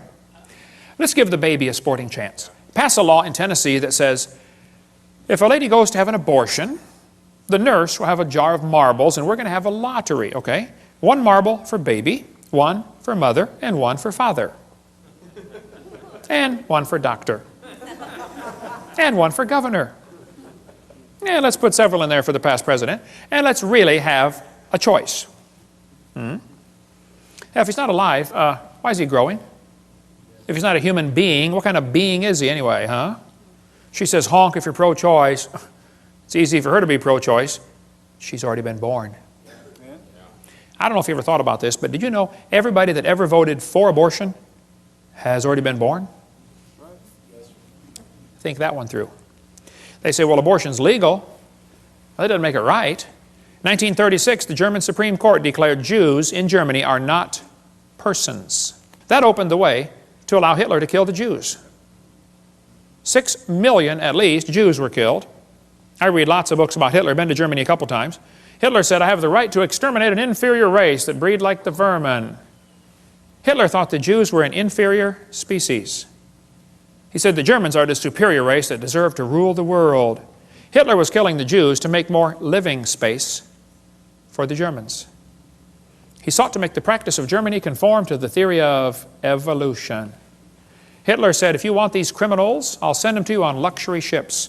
You know, in 1938, the Jews could have been saved, but America refused to take them. Every country but Sweden refused to take the Jews. Hitler's book and his mind was captivated by evolutionary thinking, probably since he was a boy. Evolutionary ideas lie at the basis of all that is worst in Mein Kampf. Hitler thought it was the duty of the strong to trample the weak. In his book, Hitler said, nature does not desire the mating of weaker with stronger individuals, even less does she desire the blending of a higher with a lower race. Who's a higher race, Adolf? He kept talking about the mingling of Aryan blood all through his book. He talked about Aryan races, lower peoples. Well, I found Hitler's hit list. Hitler thought the blonde-haired, blue-eyed Norwegians were close to pure Aryan. Did you get all that? The blonde-haired, blue-eyed Norwegian. Vorden står det till idag. Ja, sure you betcha. Oof, da hey there, fella. He thought the Germans were mostly Aryan. The Mediterraneans are slightly Aryan. The Slavics are half Aryan, half ape. Orientals are slightly ape. Black Africans are mostly ape. And Jews are close to pure ape. Hitler killed the Jews to speed up the evolution process. Let's eliminate the inferiors. Anybody know where the Olympics were held in 1936? Berlin. Anybody know who won the most gold medals? Jesse Owens, the black American athlete. Hitler was so angry, he said, it's not fair to make my men race against this animal. Hitler said, I regard Christianity as the most fatal, seductive lie that ever existed. Well, that's because he thought biological evolution would weed out the religion and be a weapon against religion, because the Bible teaches all nations are of one blood. And if you think you are superior to somebody because of the color of your skin, number one, you're wrong. Number two, you're stupid. Okay, number three, you're not right with God. Okay, we cover more on the races, and there's no such thing as races. It's just skin colors on video number 7. I stood in the courtroom in Nuremberg where they held the trial years ago. Those guys on trial said, we did nothing illegal, we were just obeying orders. Yeah, and they were found guilty anyway, weren't they? Because see, there's a higher law than Germany's law. It's called God's law. Now, the Supreme Court in America in 1973 said the word person does not include the unborn. That's the decision that opened the way now for 45 million babies to be killed in America. 1,000 million, that's a billion worldwide. On September 11th, 2001, 3,000 Americans were killed by terrorists. We spent billions of dollars trying to hunt them down and kill them, right? You know what else happened September 11th, 2001? 4,500 Americans were killed by abortionists. 50% more, and nobody said a word. The next day it happened again. We've had a September 11th tragedy every day ever since. Have we gone nuts? Margaret Sanger started a group called Planned Parenthood to eliminate the inferior species. She wanted to wipe out the blacks, the Jews, and the Orientals. She thought they were human weeds. We could spend all day on Margaret Sanger, but they thought that, just like Hitler said the Jews are a parasite in the body of nations, Margaret Sanger said the unborn child is a parasite in the woman's body. No, it's a child, okay? It's a baby. We could spend all day on Margaret Sanger. We don't have to take time for that now, but this is a Planned Parenthood document from 1952. They said, your question's answered about birth control. What is birth control? Is it an abortion? They said, oh, definitely not. An abortion requires an operation. It kills the life of a baby after it has begun. Well, you bunch of hypocrites at Planned Parenthood, now they're the biggest funder of abortions in the country. These 6 things doth the Lord hate. Hands that shed innocent blood. God hates this. Cursed be he that taketh reward to slay an innocent person. And all the people shall say, Amen. Amen. Your textbooks are going to tell you kids that you have an appendix that is vestigial. You don't need it anymore. That's a lie. You need your appendix. The appendix is part of your immune system. Here's an article on the web from University of Chicago. Ask a scientist. Nancy writes in and says, what is the function of the appendix in a human before it is taken out through surgery? This lady writes back and says, the appendix has no known function. She's way behind the times on that one. She goes on to say, it is believed that the appendix will gradually disappear in human beings as our diet do not includes cellulose no more.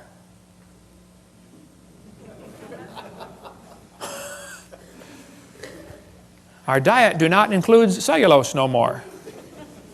University of Chicago. Wow. Good place to get an education.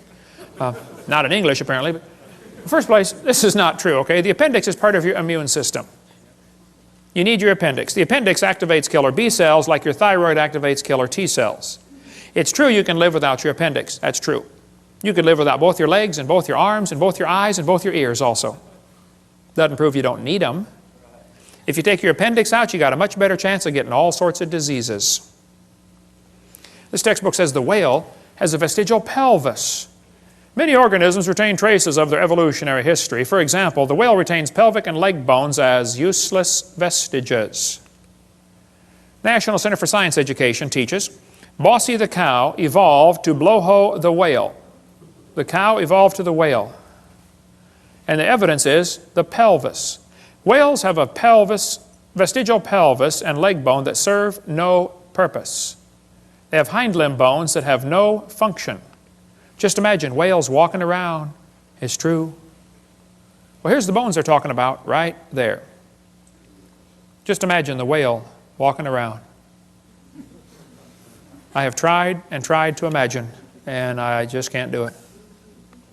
Almost every type of whale has these bones right there in the abdomen. They are not attached to the spine. That's correct.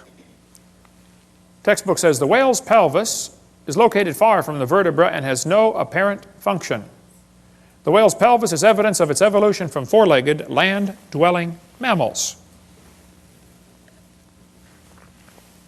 This is a lie. Those little bones are anchor points that special muscles attach to that allow the whales to reproduce. Whales are kind of big, you know. And without those special muscles and those special bones, they can't get more baby whales. So either these guys are ignorant about their whale anatomy or they're lying to your kids trying to spread their theory. But it's not true that those are vestigial, okay? There are no vestigial organs, and if there were, think about it, that would be the opposite of evolution. That's losing, not gaining. How's that going to help? You lose everything until you have it all? We could spend 2 days on whale evolution. Every one of them, Ambulocetus and Pakicetus, have all been proven baloney. They can't be intermediate species, okay?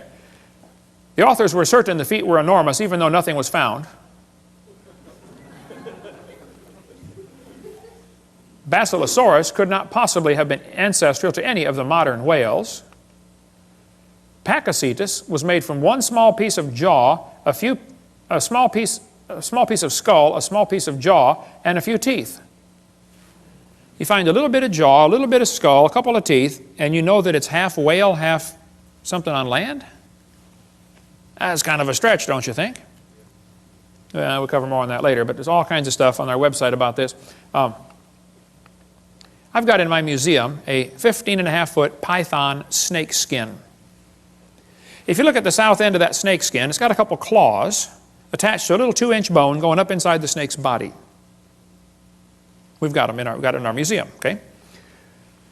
Textbook says, see, boys and girls, this is a vestigial structure. The boa and the python have these little tiny claws. Do whales or snakes have back legs? You can see that they don't. Yet, both animals have vestigial hip bones and leg bones where legs may once have existed. This is a lie. This textbook says they have reduced hind legs, rudimentary hind legs of a python snake. You've got to be kidding. Those little claws are used in mating, okay? The snake doesn't have any arms. And you can't talk and say, scoot over, honey. Okay? This has nothing whatsoever to do with walking on land. It has to do with getting baby snakes. So once again, somebody's real dumb about their snake anatomy, or they're lying to your kids trying to spread their theory. This textbook shows the coccyx, the human tailbone, and at Discover magazine. And it says, that's all that's left of the tail that most mammals still use. Humans have a tailbone that is of no apparent use. I was in a debate in Huntsville, Alabama, against the president of the North Alabama Atheist Association. He got up in front of God and everybody and said, folks, I've got proof for evolution. Humans have a tailbone they no longer need. I said, Mr. Patterson, I taught biology and anatomy. I happen to know there are 9 little muscles that attach to the tailbone, without which you cannot perform some valuable functions. I won't tell you what they all are, but trust me, you need those muscles. I said, now, if you think the tailbone is vestigial, I, Kent Hovind, will pay to have yours removed. Bend over. Critical Thinking, this book says, 2005 edition. At the end of your backbone is a coccyx, a few small bones that are fused together. Could the human coccyx be a vestigial structure? Or is it the start of a newly evolving structure? That's thinking critically. They give the kids 2 answers, 2 options, both of which are wrong. There's a third option, you know. Maybe it's fine just like it is. Notice they don't give that as an option, do they?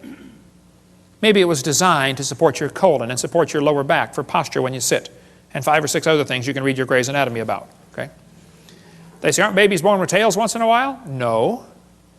Well, that baby's got a tail right there. No, he doesn't. It's not a tail. That's just fatty tissue. There's no bone, no muscle, no cartilage. It's not even lined up with the spine.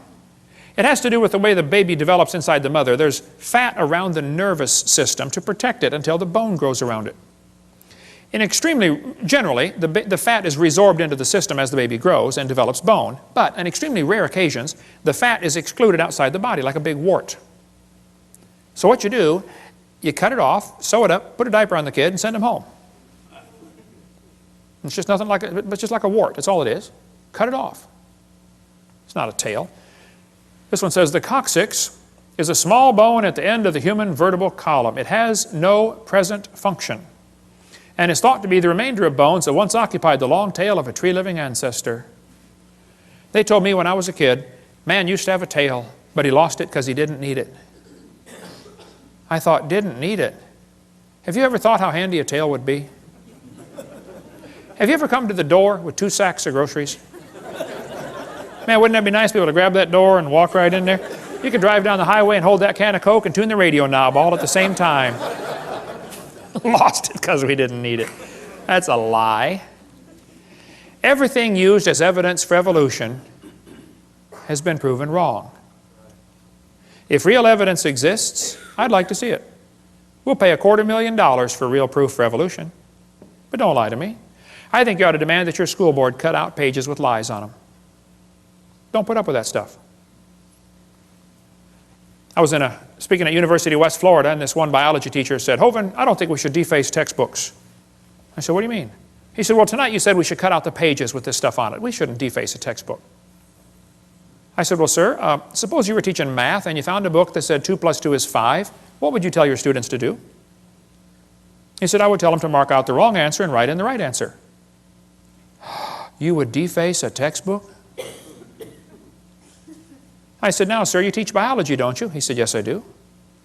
I said, well, suppose you found one of your textbooks that taught the embryo has gill slits or the snake has a vestigial pelvis or, you know, all this stuff I covered tonight. Are you going to tell your kids to tear that page out? He said, oh, no. I said, would you tell them to mark it out and then write something in the column that it's not correct? He said, no.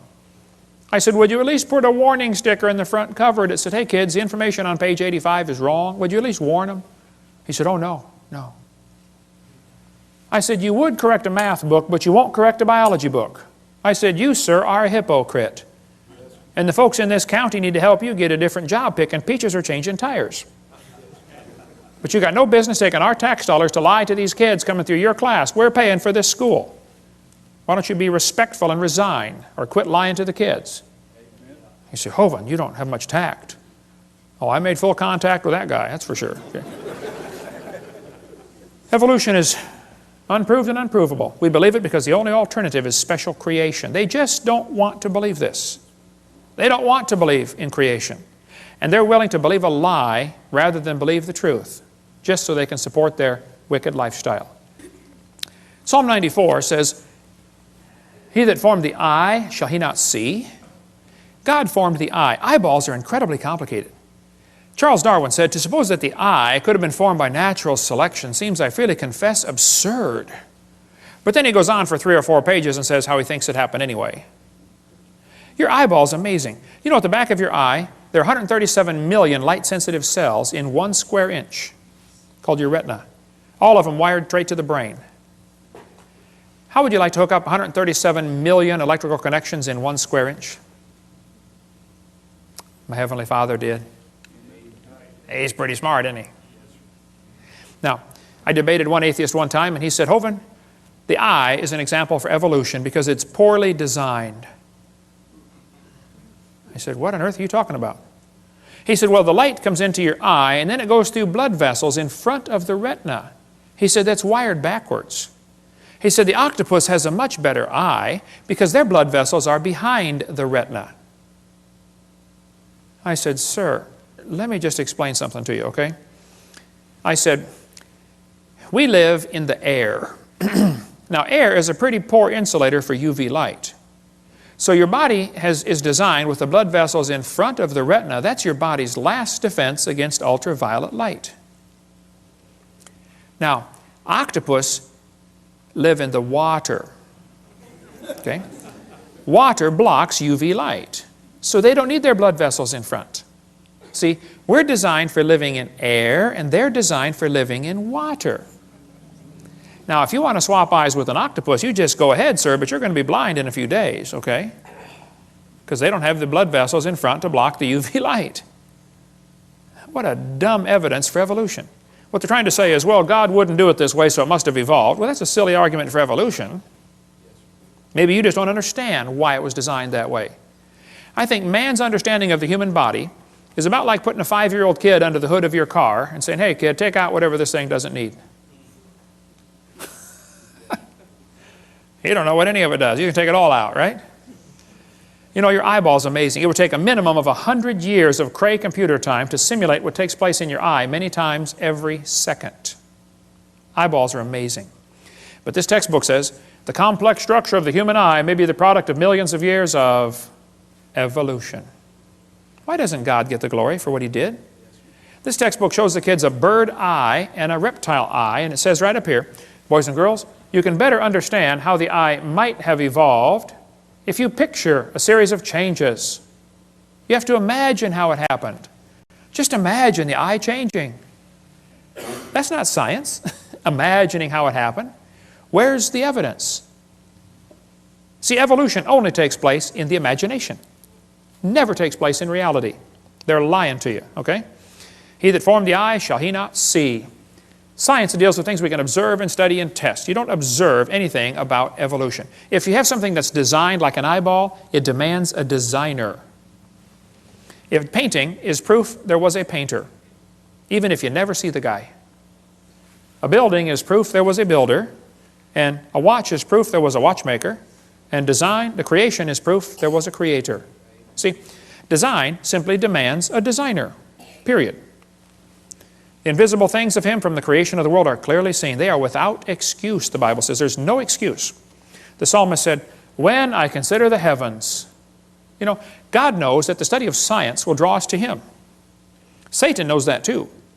So Satan has worked really hard in the field of science to make sure it pushes kids away from God. And we need some good godly science teachers to get involved in the school system and turn this thing around, okay? And by the way, we can prove the existence of God by the impossibility of the contrary. It's impossible that there not be a designer. It's just not possible. There had to be a designer, okay? I like to show evolutionists this picture. I say, guys, here we have, as far as I know, the world's largest rock group. You know of a bigger one? I'd like to see it, okay? I'll say, do you think there's any way George Washington's face could have appeared on this rock by chance? I say, no, it was designed by a guy named Borglum. It took him a long time to build it. Okay, very good. Now let me ask you a question. You say there's no way this face could appear on the rock by chance. You don't think wind could have done that? Abrasion, exfoliation, thermal expansion of the rock? Nothing? Nope, happened by design. Okay, now let me ask you this question. Do you think George Washington himself, with 50 trillion cells in his body and all these complex systems, happened by chance? I say, yeah. Now wait. You don't think his face could appear on a rock by chance, but you do think his whole complex anatomy could happen by chance. Are you dumb in any other area, or is that the only one, you know? Then they tell kids that plants are adapted to their environment. Adapted? Yes, boys and girls, gills are an adaptation to living in water. Oh, well, how did they live before they adapted the gills? Well, you see, Mr. Hovind, for millions of years, they all died. None of them lived until they adapted the gills. Oh, I see. Why don't they say it's a design feature? See, they avoid using the word designed because then some kid's going to say, who's the designer? Adaptations for living on land. Legs. Oh yes, boys and girls, legs support the body's weight as well as allow movement from place to place. Well, that's true. It doesn't prove they adapted by themselves, though. Lungs. Oh boy, the delicate structure of a fish's gills depends on water for support. On land, lungs carry out gas exchange. That's true. That's not proof one changed to the other, though. They just make this mental, imaginary connection in the kids' minds. I've got a Casio Databank stopwatch, or watch, okay? Holds 300 phone numbers. It's a calculator, stopwatch, an alarm clock, and a countdown timer. It does not tell time. I have to look at it. But it's a pretty amazing machine. $70 at Walmart. I was in Japan a couple years ago, but I did not see the guy who makes the Casio Databank watch. I never saw him. Do I have to see the guy who made it to believe he exists? Is it logical for me to stand here in Tennessee and say, I believe there's a watch designer in Japan that made this thing? Is that logical? Even if I never see him? Sure. Would it be illogical for me to say, I've never seen him, so I don't believe he exists? That would be totally dumb, wouldn't it? And you don't have to see the Creator to believe he exists, okay? Evolutionists argue against design using arguments they designed. Think about that one. There's a great book talking about the complexity of living things at a micro scale. We sell the book at our website. Michael Behe wrote this on Darwin's Black Box. He spends a whole chapter describing the hair on a bacteria. That hair is so complicated, it's attached to a little tiny motor. The motor is so tiny that 8 million of them would fit in the cross-section of a human hair, but the motor turns 100,000 RPM. Let's see you build a motor like that. Pretty amazing. And as things get smaller, the world they live in feels more sticky to them. The viscosity of the fluid seems greater. So a bacteria swimming through water is about like a person swimming through peanut butter. And that little motor is so powerful and turns so fast, that bacteria can swim about like a person going 60 miles an hour through peanut butter. We got a little model of it in our museum if you want to come down and see how they work. And the textbook says, humans probably evolved from bacteria more than 4 billion years ago. What? They can swim through peanut butter 60 miles an hour. We should sign them up for the Olympics, man. We evolved from them. We're getting worse, not better. It's a lie. Nothing this small and complex could have happened by chance. This is a great book that we sell in our bookstore. Just simple illustrations. Could a box evolve? Could an ink pen evolve? Could a paperclip evolve? It just goes through a bunch of simple things and show it just can't happen, okay? Then they talk about the origin of life. Yes, boys and girls, how living things started from non-living matter. This is pure baloney, how they teach this in the books. We're going to cover that. The Bible says in the book of Proverbs, cease, my son, to hear the instruction that causeth thee to err from the words of knowledge. Don't listen to things that are simply not true, okay? Get the lies out of the books. The Bible says God created all things, and it says heaven is my throne and earth is my footstool. Hath not my hand made all these things? God made everything. And the Bible says God formed the entire world. The Bible says God created great whales and every living thing. Now the textbooks in school are going to teach your kids that every living thing happened by itself. They're not going to teach them God created every living thing, that's for sure. Here's a textbook that says, the history of life on earth began about 3.5 billion years ago. How this occurred has been and will continue to be a topic for inquiry. Let me give you the Hovind translation of what they just said. What they just said is, it's okay to inquire how it evolved. It is not okay to inquire if it evolved. Hey kids, you're allowed to research, how did evolution happen? And if some kid says, well, maybe it didn't happen at all. Oh, shut up, kid, you're out of my class, okay? The only way you can research is, how did it happen? You cannot even ask the question, did it happen? That's not education. That's indoctrination. Okay? I'm sick and tired of paying for that stuff. Now, nobody knows how a mixture of lifeless chemicals spontaneously organize themselves into the first living cell. Paul Davies said, nobody has a clue how life got started from non-living material by itself. There is not even a good theory how it can happen, but the textbooks are going to teach your kids, it just happened, okay? They just tell them, hey, it happened. And you can't even consider the option that maybe God made it. Here's what happened. Back in the 50s, two guys, Miller and Urey, decided to figure out how life evolved. So they took a mixture of chemicals and ran it through these tubes and tried to create life in the laboratory. The experiment's been duplicated many, many times, always been a failure, and always created more problems for the evolutionist. This textbook says, although he never proved how life originated, he did add evidence to the theory that life could have started by itself. That is a lie. All they did was create problems for the idea that life could have started by itself. This one says, swirling in the waters of the oceans is a bubbling broth of complex chemicals. Progress from a complex chemical soup to a living organism is very slow. Boy, it sure is. It don't even happen. That's how slow it is. There are several different articles that say life came from clay. Yep, got some clay together and poof, came alive on the bottom of the ocean.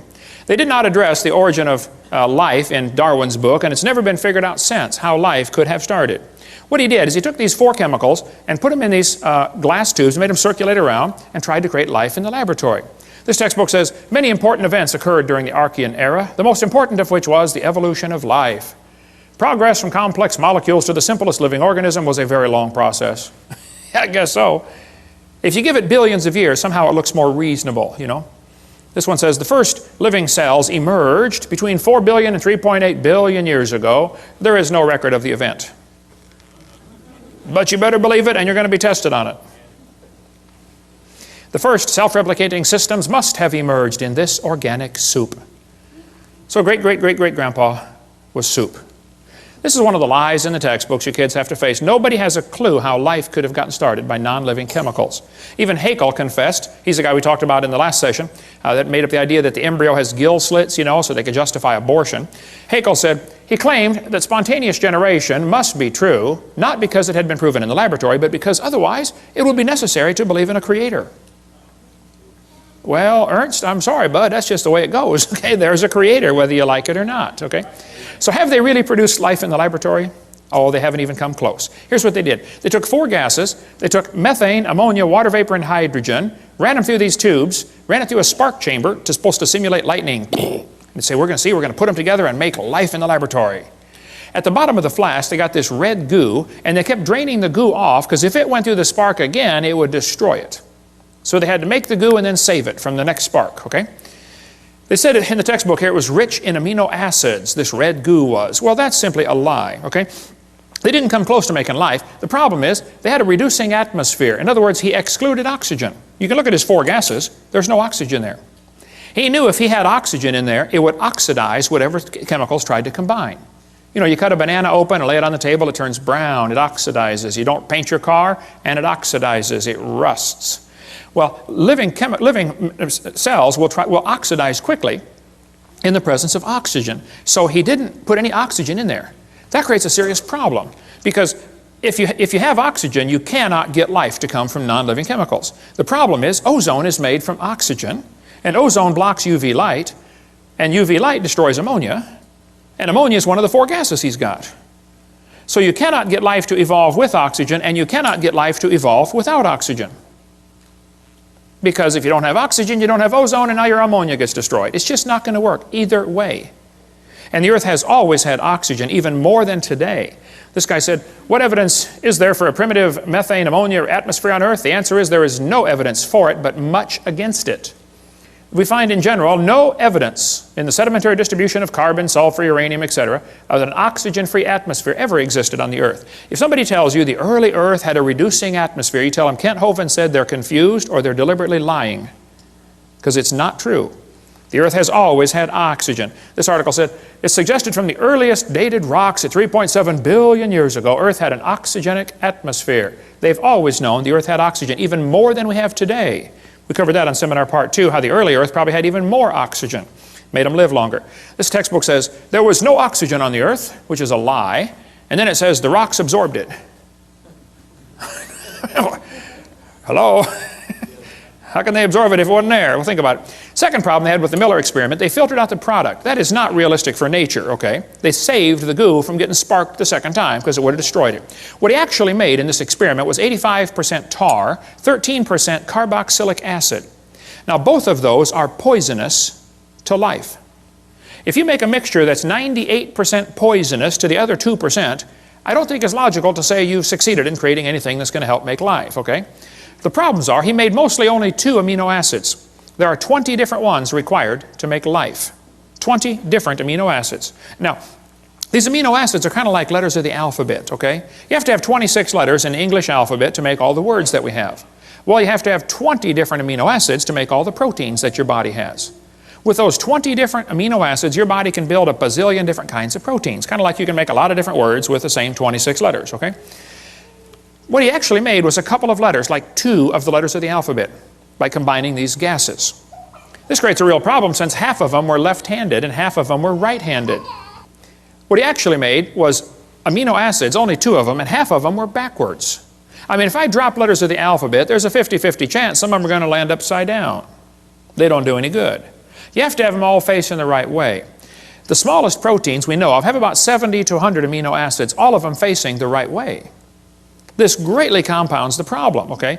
DNA and RNA are all right-handed, all other proteins are left-handed. It's a very puzzling fact. All proteins that have been investigated from animals, plants, and higher organisms, and from simple organisms, bacteria, molds, even viruses, are made of left-handed amino acids. They're all that way. So he's really got a problem since half of his letters were backwards. And there are hundreds of amino acids required to combine in just the right way to make a protein, and they unbond in water faster than they bond. And they claim this all happened in the oceans. Well, the oceans are completely full of water, all the way to the bottom. And Brownian motion is going to drive them apart. It's not going to put them together. One of the lies in the textbooks is that they made life in the laboratory. They have all they've done, every experiment has made the problem worse for the evolutionist, okay? Spontaneous generations do not occur spontaneously in water. Life is not going to get started in this way. There's a whole lot more in the book, Icons of Evolution, if you want a lot more on the subject to go down deep. But they got this weird idea in their head that all they have to do is get all the right chemicals together and then add energy and it'll make life. Okay, well, let's do an experiment. Let's put a frog in a blender and turn it on. In a matter of moments, you will have frog nog. And you will have all of the chemicals required to make a frog in one blender, right? Then we're going to add energy. You can turn it on puree for 30 minutes. You can nuke it, microwave it, zap it with jumper cables. I don't care what you do. Drop a hand grenade in there. Add all the energy you want, okay? How long will it take to reassemble the frog? It'll never happen. See, just getting the chemicals together isn't the problem. You go to the mortuary, you got a dead body laying there, you got all the chemicals required for life right there in one spot. Bring it back to life. Life is something different. I don't think science has ever defined that clearly, but they talk about how we all came from this early life form. Once this first life form got started, this single cell, then it evolved into everything else. Like this textbook shows the kids that a bacteria slowly evolved to a human. These trees of life are absolute propaganda. There is no evidence for any of these, okay? Even Mary Leakey said, those trees of life with the branches of our ancestors, that's a lot of nonsense, okay? Stephen Gould said the evolutionary trees that adorn our textbooks are not the evidence of fossils, that's for sure. There is no evidence that any animal is related to any other kind of animal. But this textbook says, all the many forms of life on Earth today are descended from a common ancestor found in a population of primitive unicellular organisms. There's no such thing as a primitive unicellular organism. If it's alive, it's complicated. We'll cover more on that in a minute. And then it says, no traces of those events remain. What they do is they tell the kids, okay kids, the mammals, the birds, and the crocodiles have a common ancestor. They draw these trees in the books, and they look so pretty, and the kid goes, wow, they've got proof. I saw it in my book. No, they've got a picture in your book, okay? Everything inside that circle is pure religious speculation. They think it happened, they hope it happened, but there is zero evidence for anything inside that circle. It's one of the lies you're going to have to face in your textbook. The Bible says if you offend one of these little ones, you'd be better off with a millstone about your neck. Go swimming. These folks teaching evolution are in serious trouble when they stand before God. Then they tell them we come from a simple, primitive, unicellular organism. Look, just because it's smaller doesn't mean it's simpler. A paramecium is more complicated than a space shuttle, and you can put thousands of those into one drop of water. Smaller is not simpler. That's one of the lies in the textbooks. I'll show you. Here's a microchip inside a paperclip. Pretty small. Not simple. This microchip is being held in the mouth of an ant, and that little microchip can process every letter of the Bible 200 times per second. Smaller is not simpler. I'll show you. Let's compare the brain of a honeybee to NASA's Cray computer. At one time, the world's fastest computer, I think they got a faster one now. The brain of a honeybee is pretty small. The Cray computer is huge. We would all agree there's a size difference, right? Okay. Now, the Cray computer could do 6 billion calculations per second. It was estimated that the honeybee's brain is doing about 1 trillion calculations per second, 1,000 billion. So that little honeybee brain is about 133 times faster than a Cray computer. The Cray uses many megawatts. It's power hungry. The honeybee uses 10 microwatts. Did you know honeybees not only make honey, they fly on honey. That's their energy source. And a honeybee can fly 1,000,000 miles on 1 gallon of honey. How would you like a machine that gets 1,000,000 miles per gallon? Especially at today's price of gas, right? Fill up once and you're done for the rest of your life. The Cray cost $48 million. The honeybee's brain is pretty cheap. You splat them on your windshield all the time, right? Many people scramble when the Cray breaks down. Nobody heals the honeybee. A self-healing computer. Steve, you work on computers. How'd you like one of them? Something crashes, reconfigures itself, fixes it all up, no problem. Cray weighed 2,300 pounds. Honeybee's brain doesn't weigh too much. So what should we conclude? Let's see, the supercomputer is huge, it is slow, it is very inefficient, it is power hungry, and it had to be designed. We all know that, right? But did they turn around and look at the honeybee and say, well, that happened by chance? And the brain of a human's a whole lot more complex than a honeybee. For heaven's sake. Your brain can hold more information than the entire British Library.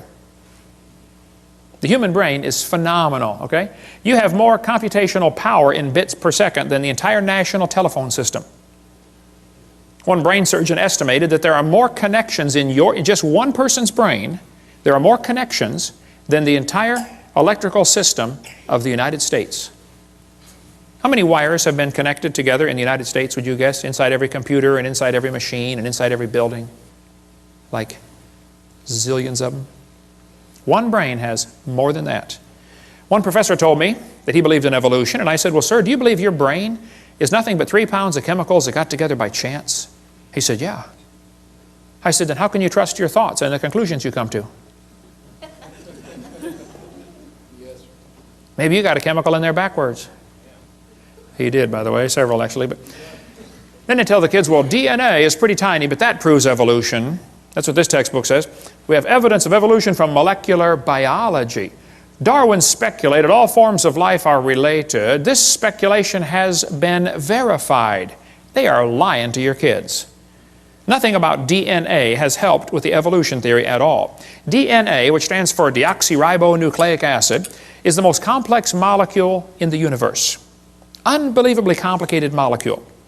That little DNA molecule, average person has 50 trillion cells in their body with 46 of those little molecules in each cell.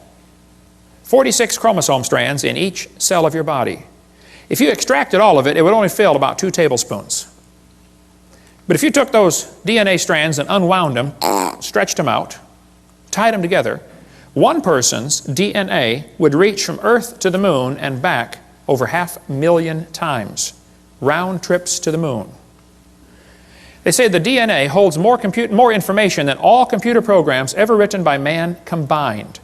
IBM models the newest computers after DNA. The quantity of information is so vast, we have to invent new numbers to measure it. Not terabytes, petabytes, or exabytes, yottabytes, and zettabytes. All the words uttered by everyone who ever lived would amount to 5 exabytes. And your DNA and your chromosome holds more information than that. It is so unbelievably complex. If you typed out the code found in your DNA, when you got done typing, you'd have enough books to fill Grand Canyon 78 times. That's the instructions to make you. I'd say you're pretty special. Quite a list of instructions to make you. David said, I will praise thee, for I'm fearfully and wonderfully made. And he didn't have a microscope, and he could figure that out. Yeah.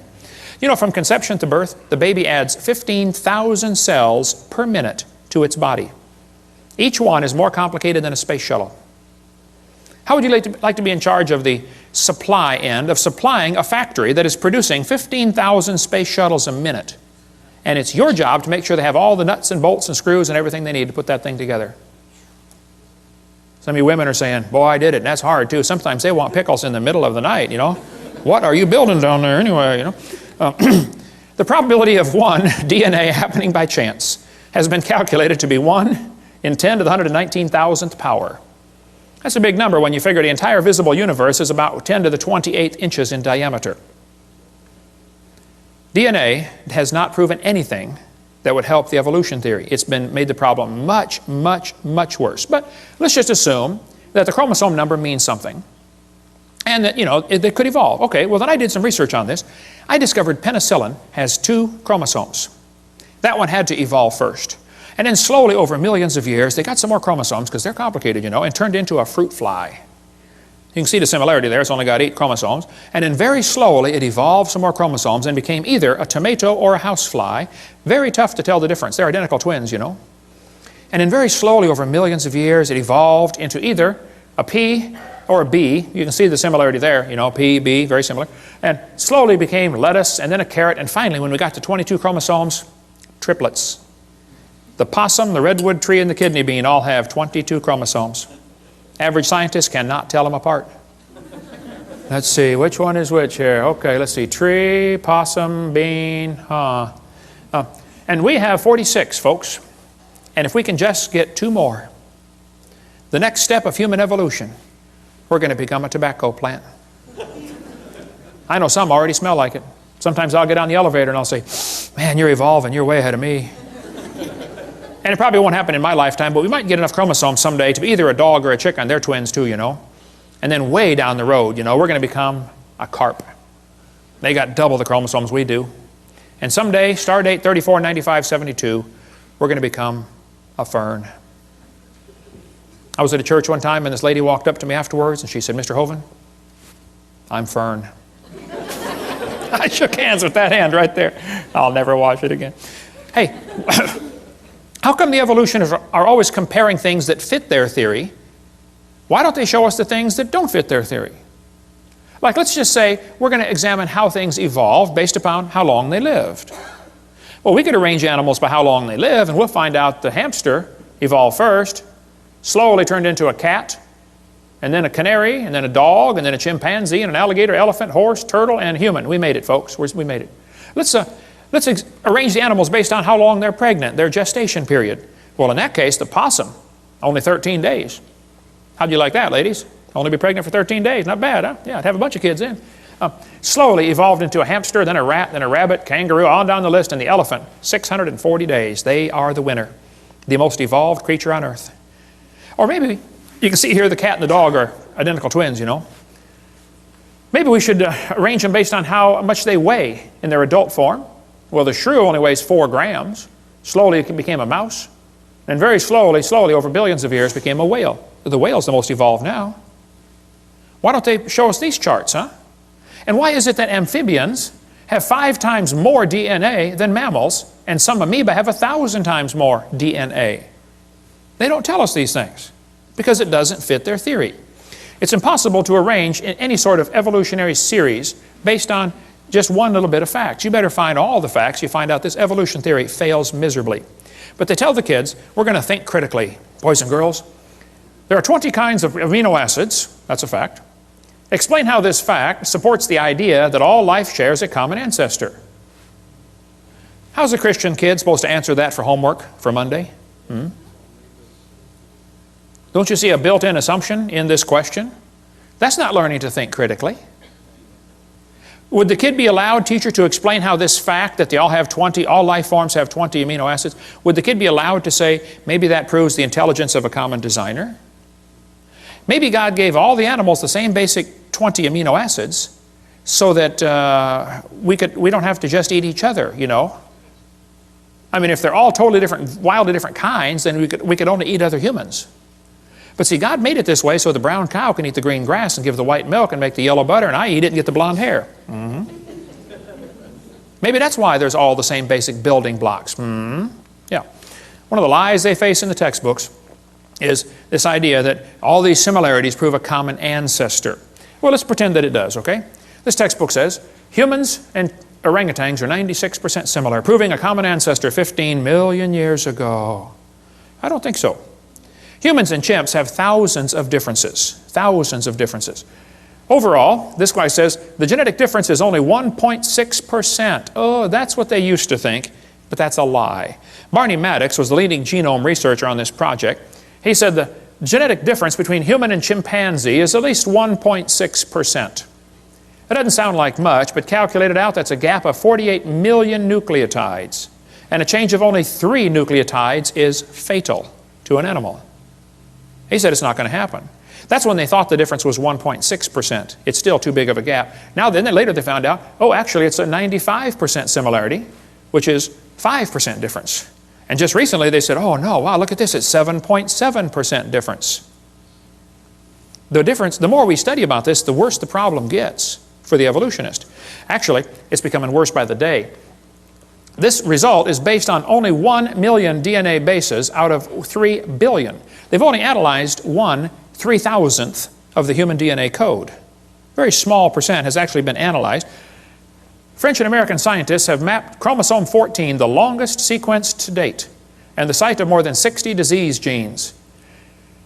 The feat enlisted nearly 100 researchers and marks the 4th of the 24 human chromosomes mapped so far. If somebody tells you they have mapped the entire human genome, you tell them Kent Hovind said they're mistaken or they're lying. Okay, they've only mapped a small percentage. Okay, then it says The French National Sequencing Center said the chromosome is comprised of more than 87 million pairs of DNA, all of which have been sequenced, so the chromosome's map includes no gaps. This is the longest piece of contiguous DNA sequenced. 87 million pairs, a fraction of the total 3 billion pairs found in the human genome. They still don't know how much there's in there, and it's already 7.7% difference. This researcher said, human genome is littered with up to 20,000 pseudogenes. That proves evolution. I get this in debates all the time. They'll say, what about the pseudogenes? I said, there's no such thing. They said, well, yeah, there is. There are thousands of pseudo, which means a false gene. It doesn't do anything. Oh, no. Those pseudogenes serve several purposes. Number one, they serve as decoys to draw poisons away from the real ones. Number two, they serve as backup mechanism. It's like your computer has an automatic backup. You know, if a piece of the memory gets destroyed, another one of those pseudogenes jumps right in, takes over. No, there's not. They took out some of the pseudogenes to see what would happen. They said, well, the mouse doesn't need these things. Let's take them out. And there's how they turned out.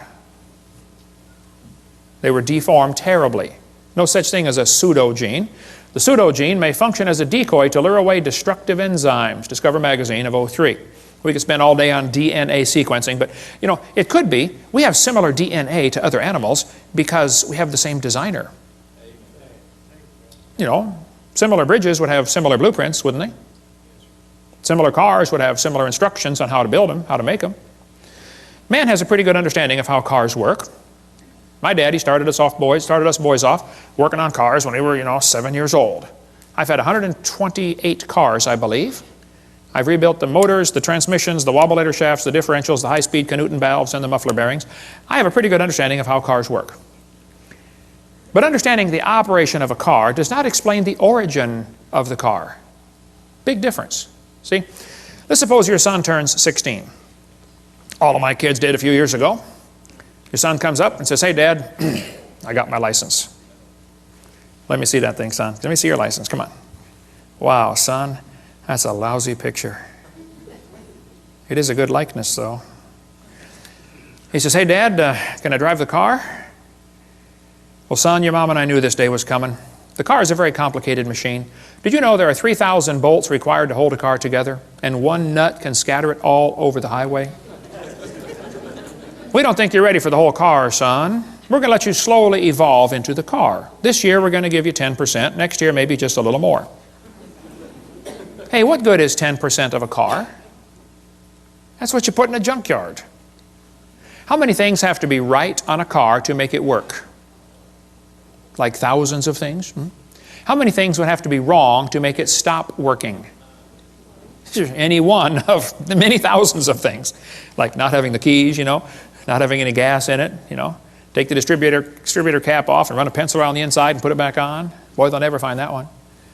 Take the spark plug wire off, put a doorbell wire in there, shove it back down, feed the doorbell wire through the firewall, and weave it through the fabric of the front seat. Do that when they're going on their honeymoon, get in the car. Wow, let's go, honey. Bam! Ooh. Whoa, what was that? Okay. There's 1,000 things that make your car quit running. Probably 10,000 ways to stop a car from running. Shove a potato in the exhaust pipe, watch what happens. I don't want to give you any more ideas, okay? But there are thousands of differences between humans and chimpanzees. But if you think a percentage of similarity proves a relationship, let me show you the research I've been doing. I discovered clouds are 100% water. Watermelons are 97%. It's only 3% difference. That proves they're related. Jellyfish are 98%. Missing link. And so are snow cones. Yeah, there we go. We got the proof, okay? Then they tell them fossils prove evolution. I say, guys, you got to be kidding. This textbook says, evidence of evolution from the fossil record. Oh, no, don't give me that. That's a lie. There is no fossil record. There's a bunch of bones in the dirt. It's not a record, okay? You're putting your interpretation on those bones they're digging out of the dirt. There is no fossil record. This textbook says evolution is a fact. The fossil record provides some of the strongest evidence that species evolved over time. This is silly. There is no fossil record. You don't look back into time. You look at a bunch of bones you dug out of the dirt. And you put your interpretation on them, okay? Fossils only exist in the present. They don't exist in the past. I mean, you're digging them up and it's 2005, okay? You can't say, wow, this fossil's 40 million years old. You don't know that. Okay? All we do is put our interpretation on the fossils, but the kids are taught fossils contribute to our understanding of evolution. Kids, keep in mind, dead animals do not reproduce or evolve. Darwin said, if my theory is true, numberless intermediate species ought to have been found in the fossil record. Well, I'm sorry. This guy said, since Darwin, many of these links have been found. Oh, they are lying to you. No missing links have been found. Even David Robb, who believes in evolution, says, in the years after Darwin, his advocates hoped to find predictable progressions. In general, these have not been found. Yet the optimism has died hard, and some pure fantasy has crept into textbooks. You're kidding. Fantasy in the textbooks? That's a fancy word for a lie. Okay? And we could spend 2 days on the fossil record. There's no fossil record, and there are gaps all over the place. Every place where there ought to be something, they find nothing. No evidence for how the whale evolved, or how the birds evolved, or how the flowering plants evolved. No evidence whatsoever. If you find a fossil in the dirt, all you know is it died. You couldn't prove it had any kids, and you sure couldn't prove it had different kids. And why would you think a bone in the dirt can do something animals today cannot do, which is produce something other than their kind? Luther Sunderland wrote to major evolutionists all over and said, hey, where's the evidence for evolution? They wrote back and said, we don't have it, somebody else has it. He wrote to Colin Patterson because Patterson has access to the largest fossil collection in the world, British Museum of Natural History. Nobody's got more fossils than them. Patterson wrote a book about evolution, but he didn't show any missing links. So Sunderland wrote him a letter and said, excuse me, why didn't you show the missing links in your book? I'd like to see a picture of the missing link.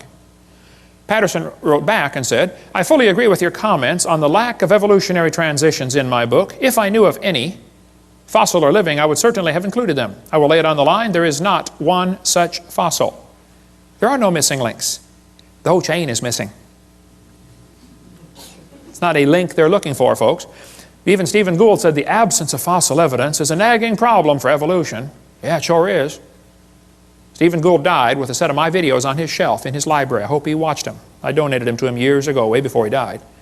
Hopefully he watched them and got saved. I don't know. So Niles Eldridge and Stephen Gould have kind of resurrected the punctuated equilibria idea that came actually from Richard Goldschmidt. Goldschmidt said, the first bird hatched from a reptilian egg. They got so frustrated looking for missing links, they couldn't find any. They said, well, this just proves evolution happened quickly. Oh, I see, yeah. And this bird that hatched from the reptile egg, excuse me, who did it marry? Don't you have to have two in the same place of the opposite sex? I mean, what if you get two males? And don't they have to be at the same time in history? What if one's born just 10 years before the other one? Just missed it.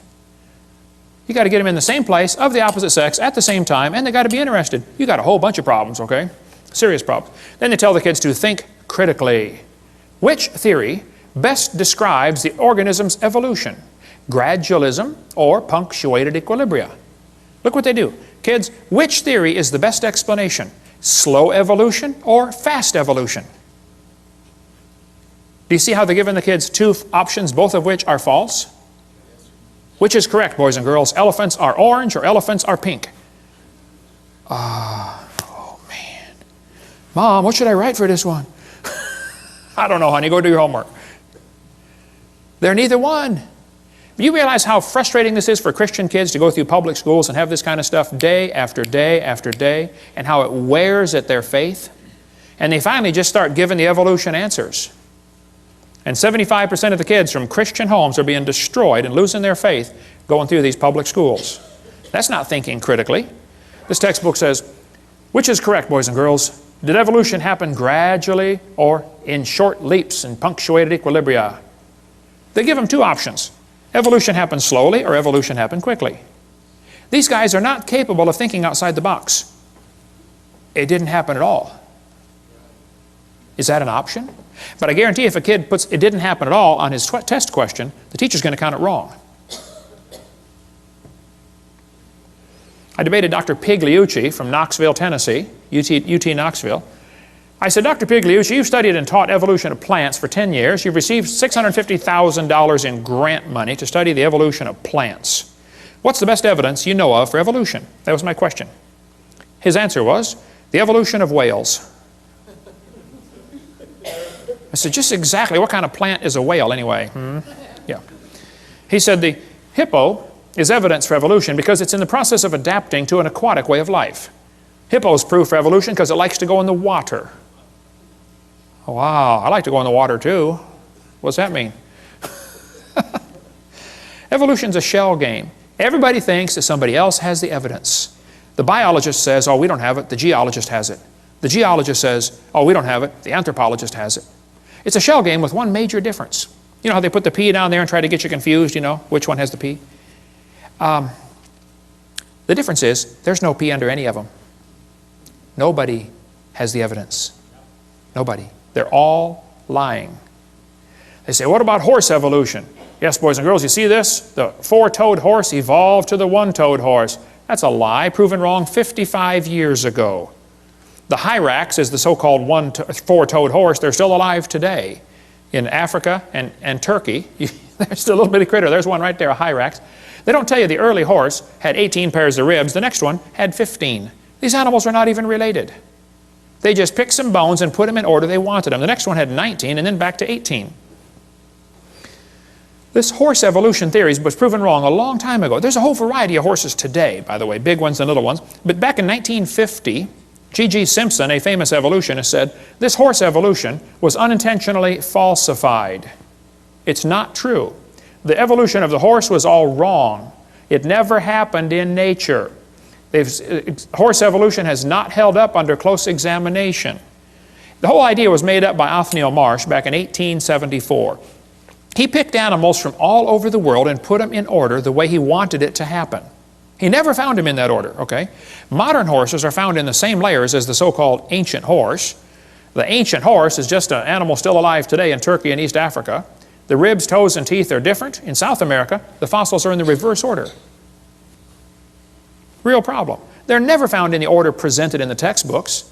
Tulsa Zoo finally took out their display because a friend of mine wrote him a letter and said, hey, why do you have the horse evolution on display? I've got the letters here somewhere. Did you get those out, Steve? They're in the suitcase? Okay. You can come read those later.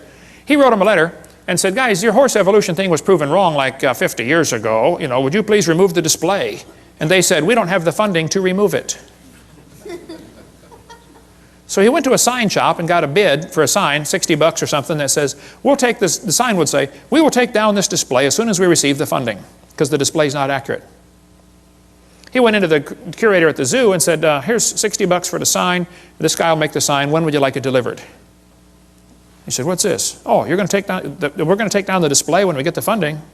Yeah, he said, you ought to at least warn the people, you know, the display's not right. Well, they didn't take it down. Finally, I forget, 2,000 people signed a petition saying, get this thing out of our zoo. It came on the evening news, 10 o'clock one night. Tulsa Zoo has a false display. Next morning, it was gone. They found the funding. 6 months later, they put it back up. Yale University still has their horse evolution on display, proven wrong 55 years ago. Get more on the horse evolution in the book Icons of Evolution. Just because you can arrange animals in order, that doesn't prove anything. Even if you find them buried in a certain order, that doesn't prove anything. If I get buried on top of a hamster, does that prove he's my grandpa? No. Order of burial means nothing. But if you think you can arrange things and that somehow proves something, okay. Look, if you want to arrange things, you can turn a cat to a cot to a dot to a dog by changing one letter at a time. You can play with this for a while and turn yourself into a fool when you're done. They say dinosaurs turned to birds. There are very few ideas as dumb as this one. The Bible says God made the birds on day 5. He made the reptiles on day 6. Evolution says reptiles came first and then the birds. You know, everything about evolution is backwards to the Bible. Everything. But this article says, dinosaurs alive as birds, scientist says. Oh, wow, scientist says. Well, that proves it right there.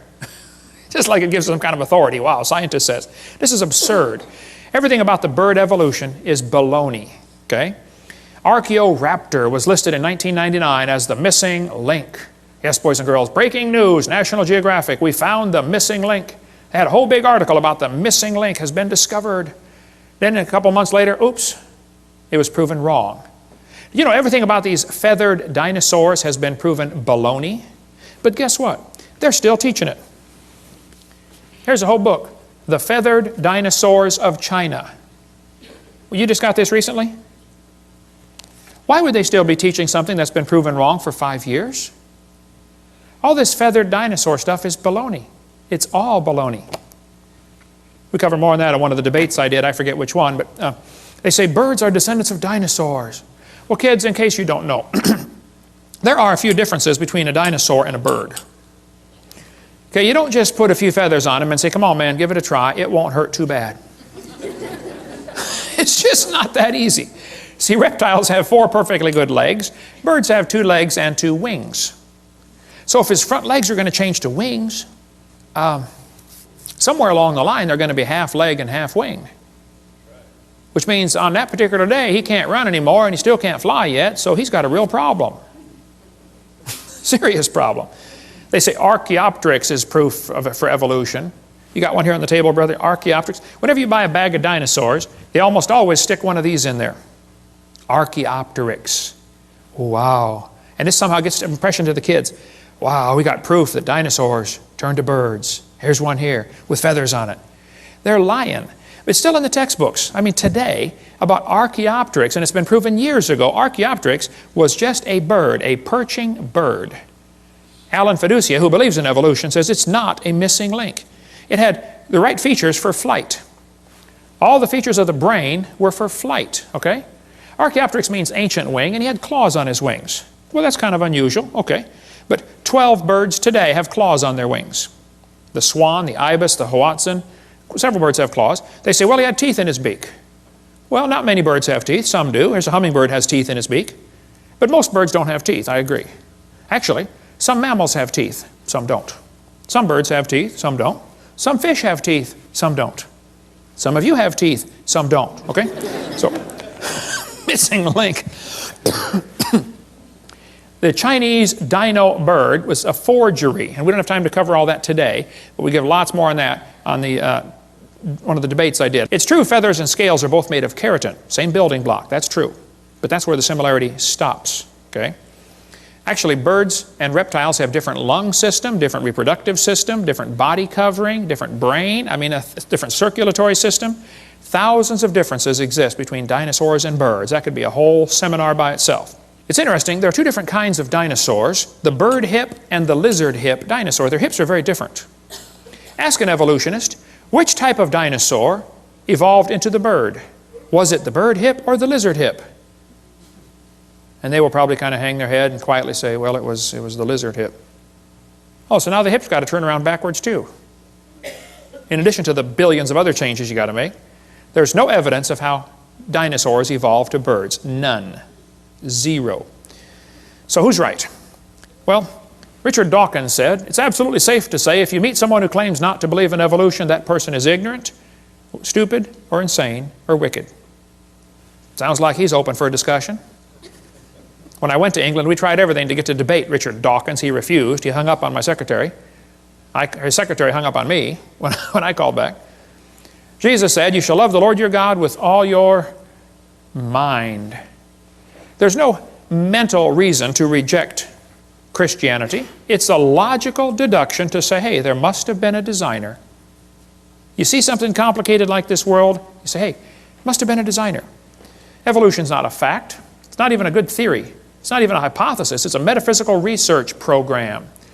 Julian Huxley said, I suppose the reason we leapt at origin of species was the idea of God interfered with our sexual mores. We don't want God telling us what to do. Evolution is a religion. Even Michael Ruse said that.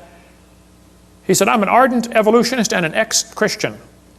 But I must admit that it's one complaint, Mr. Gish is but one of many to make it. The literalists are absolutely right. Evolution is a religion. This was true of evolution in the beginning, and it's true of evolution still today. We believe in evolution because the only alternative is creation. And that's right. That is the only alternative. One Russian atheist astronomer came over here to America, and he was speaking at the university, and he said, folks, either there is a God or there isn't. I thought, wow, now that's a brilliant conclusion to come to.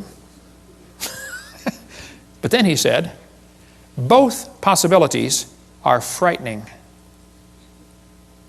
I thought, wow, now that is a brilliant statement.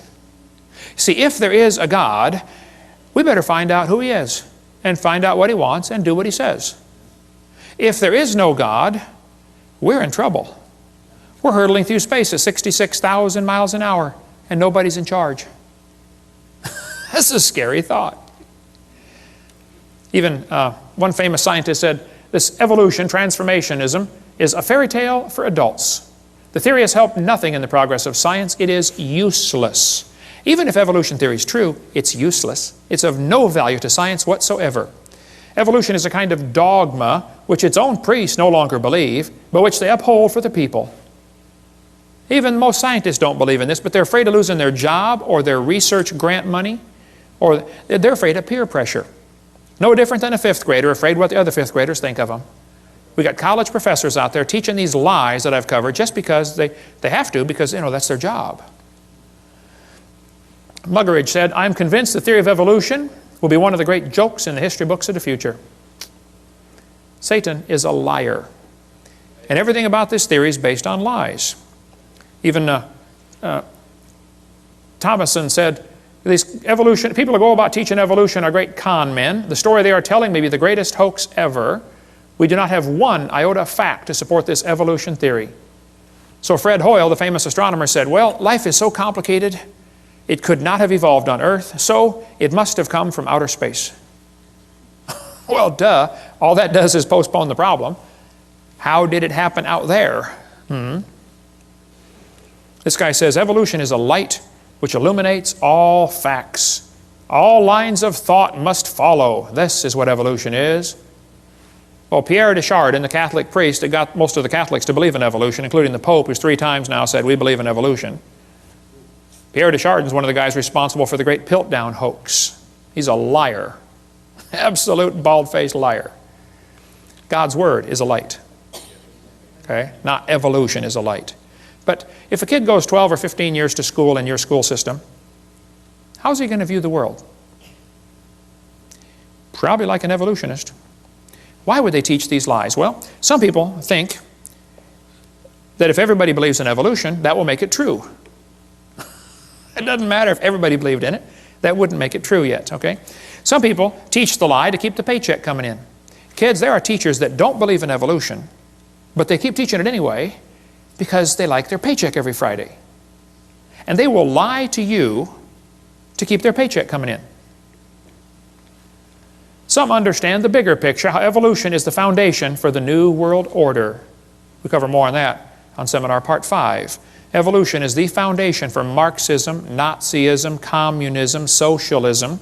That's why when I do debates, I always call it creation versus evolutionism. It drives them nuts, because they're used to saying, oh, it's evolution versus creationism. They always put the ism on creation.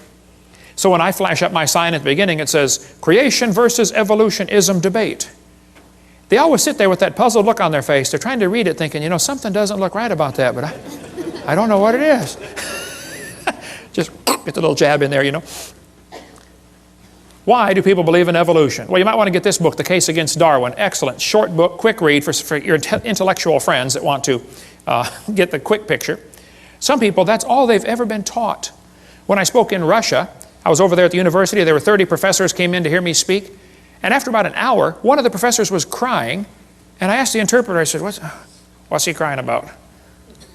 And she said, he's never heard the creation story. He didn't know there was one. All he's ever heard is evolution. He wants you to keep going. I went for another hour. I spoke at a public school over there in Russia. The room would seat 400 kids. They had 700 high schoolers come in there and listen to me for 2 hours. I mean, you could have heard a pin drop the whole time. I couldn't believe it. When I asked the principal before I started, I said, hey, are there any things I shouldn't say to these kids? I know this is a public school. It's kind of sensitive. He said, what do you mean? I said, well, I'm a Christian. Is it okay to tell them, mention the Bible? He said, oh, yeah. Tell them anything you want. I said, well, would it be okay if I told them, how to go to heaven? He said, sure, please do. These kids would love to hear about Christianity. They've never heard any of this. Wow. Door you can drive a truck through, brother. But they use the same lies in Russian textbooks. Here's a Russian textbook talking about the forelimb, proving evolution, the different geologic column strata, all the stuff we covered earlier. So why do they believe this stuff? Well, some believe it because that's all they've been taught. Some, their job depends on it. Some, they hope there's no God to answer to. They did not like to retain God in their knowledge, the Bible says. They just don't like this idea. And it says, God will send them strong delusion. The more I think about this, that is so true. Anybody that believes they came from a rock 4.6 billion years ago has to be strongly deluded. Think about it.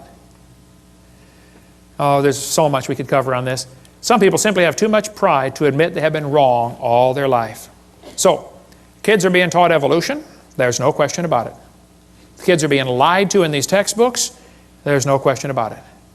What do we do about it? Well, we cover that in great detail on our public school presentation on the green series of tapes. Get the public school presentation. We'll tell you step by step what to do, how to get these lies out of your textbook, how you can get on the school textbook selection committee, how you can get your kid exempt from class.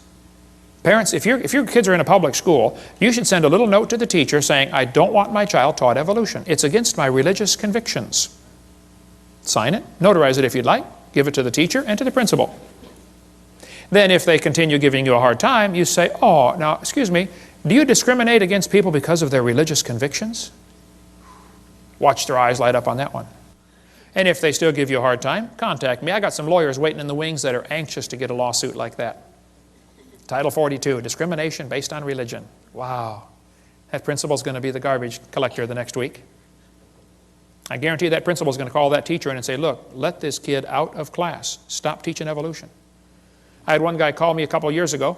He said, Brother Hovind, my second grade daughter's teacher just called me. And the teacher said, Mr. Jones, whatever his name was, I forget. He said, your second grader's in my class, your daughter, and she stops me every time I start teaching something about evolution.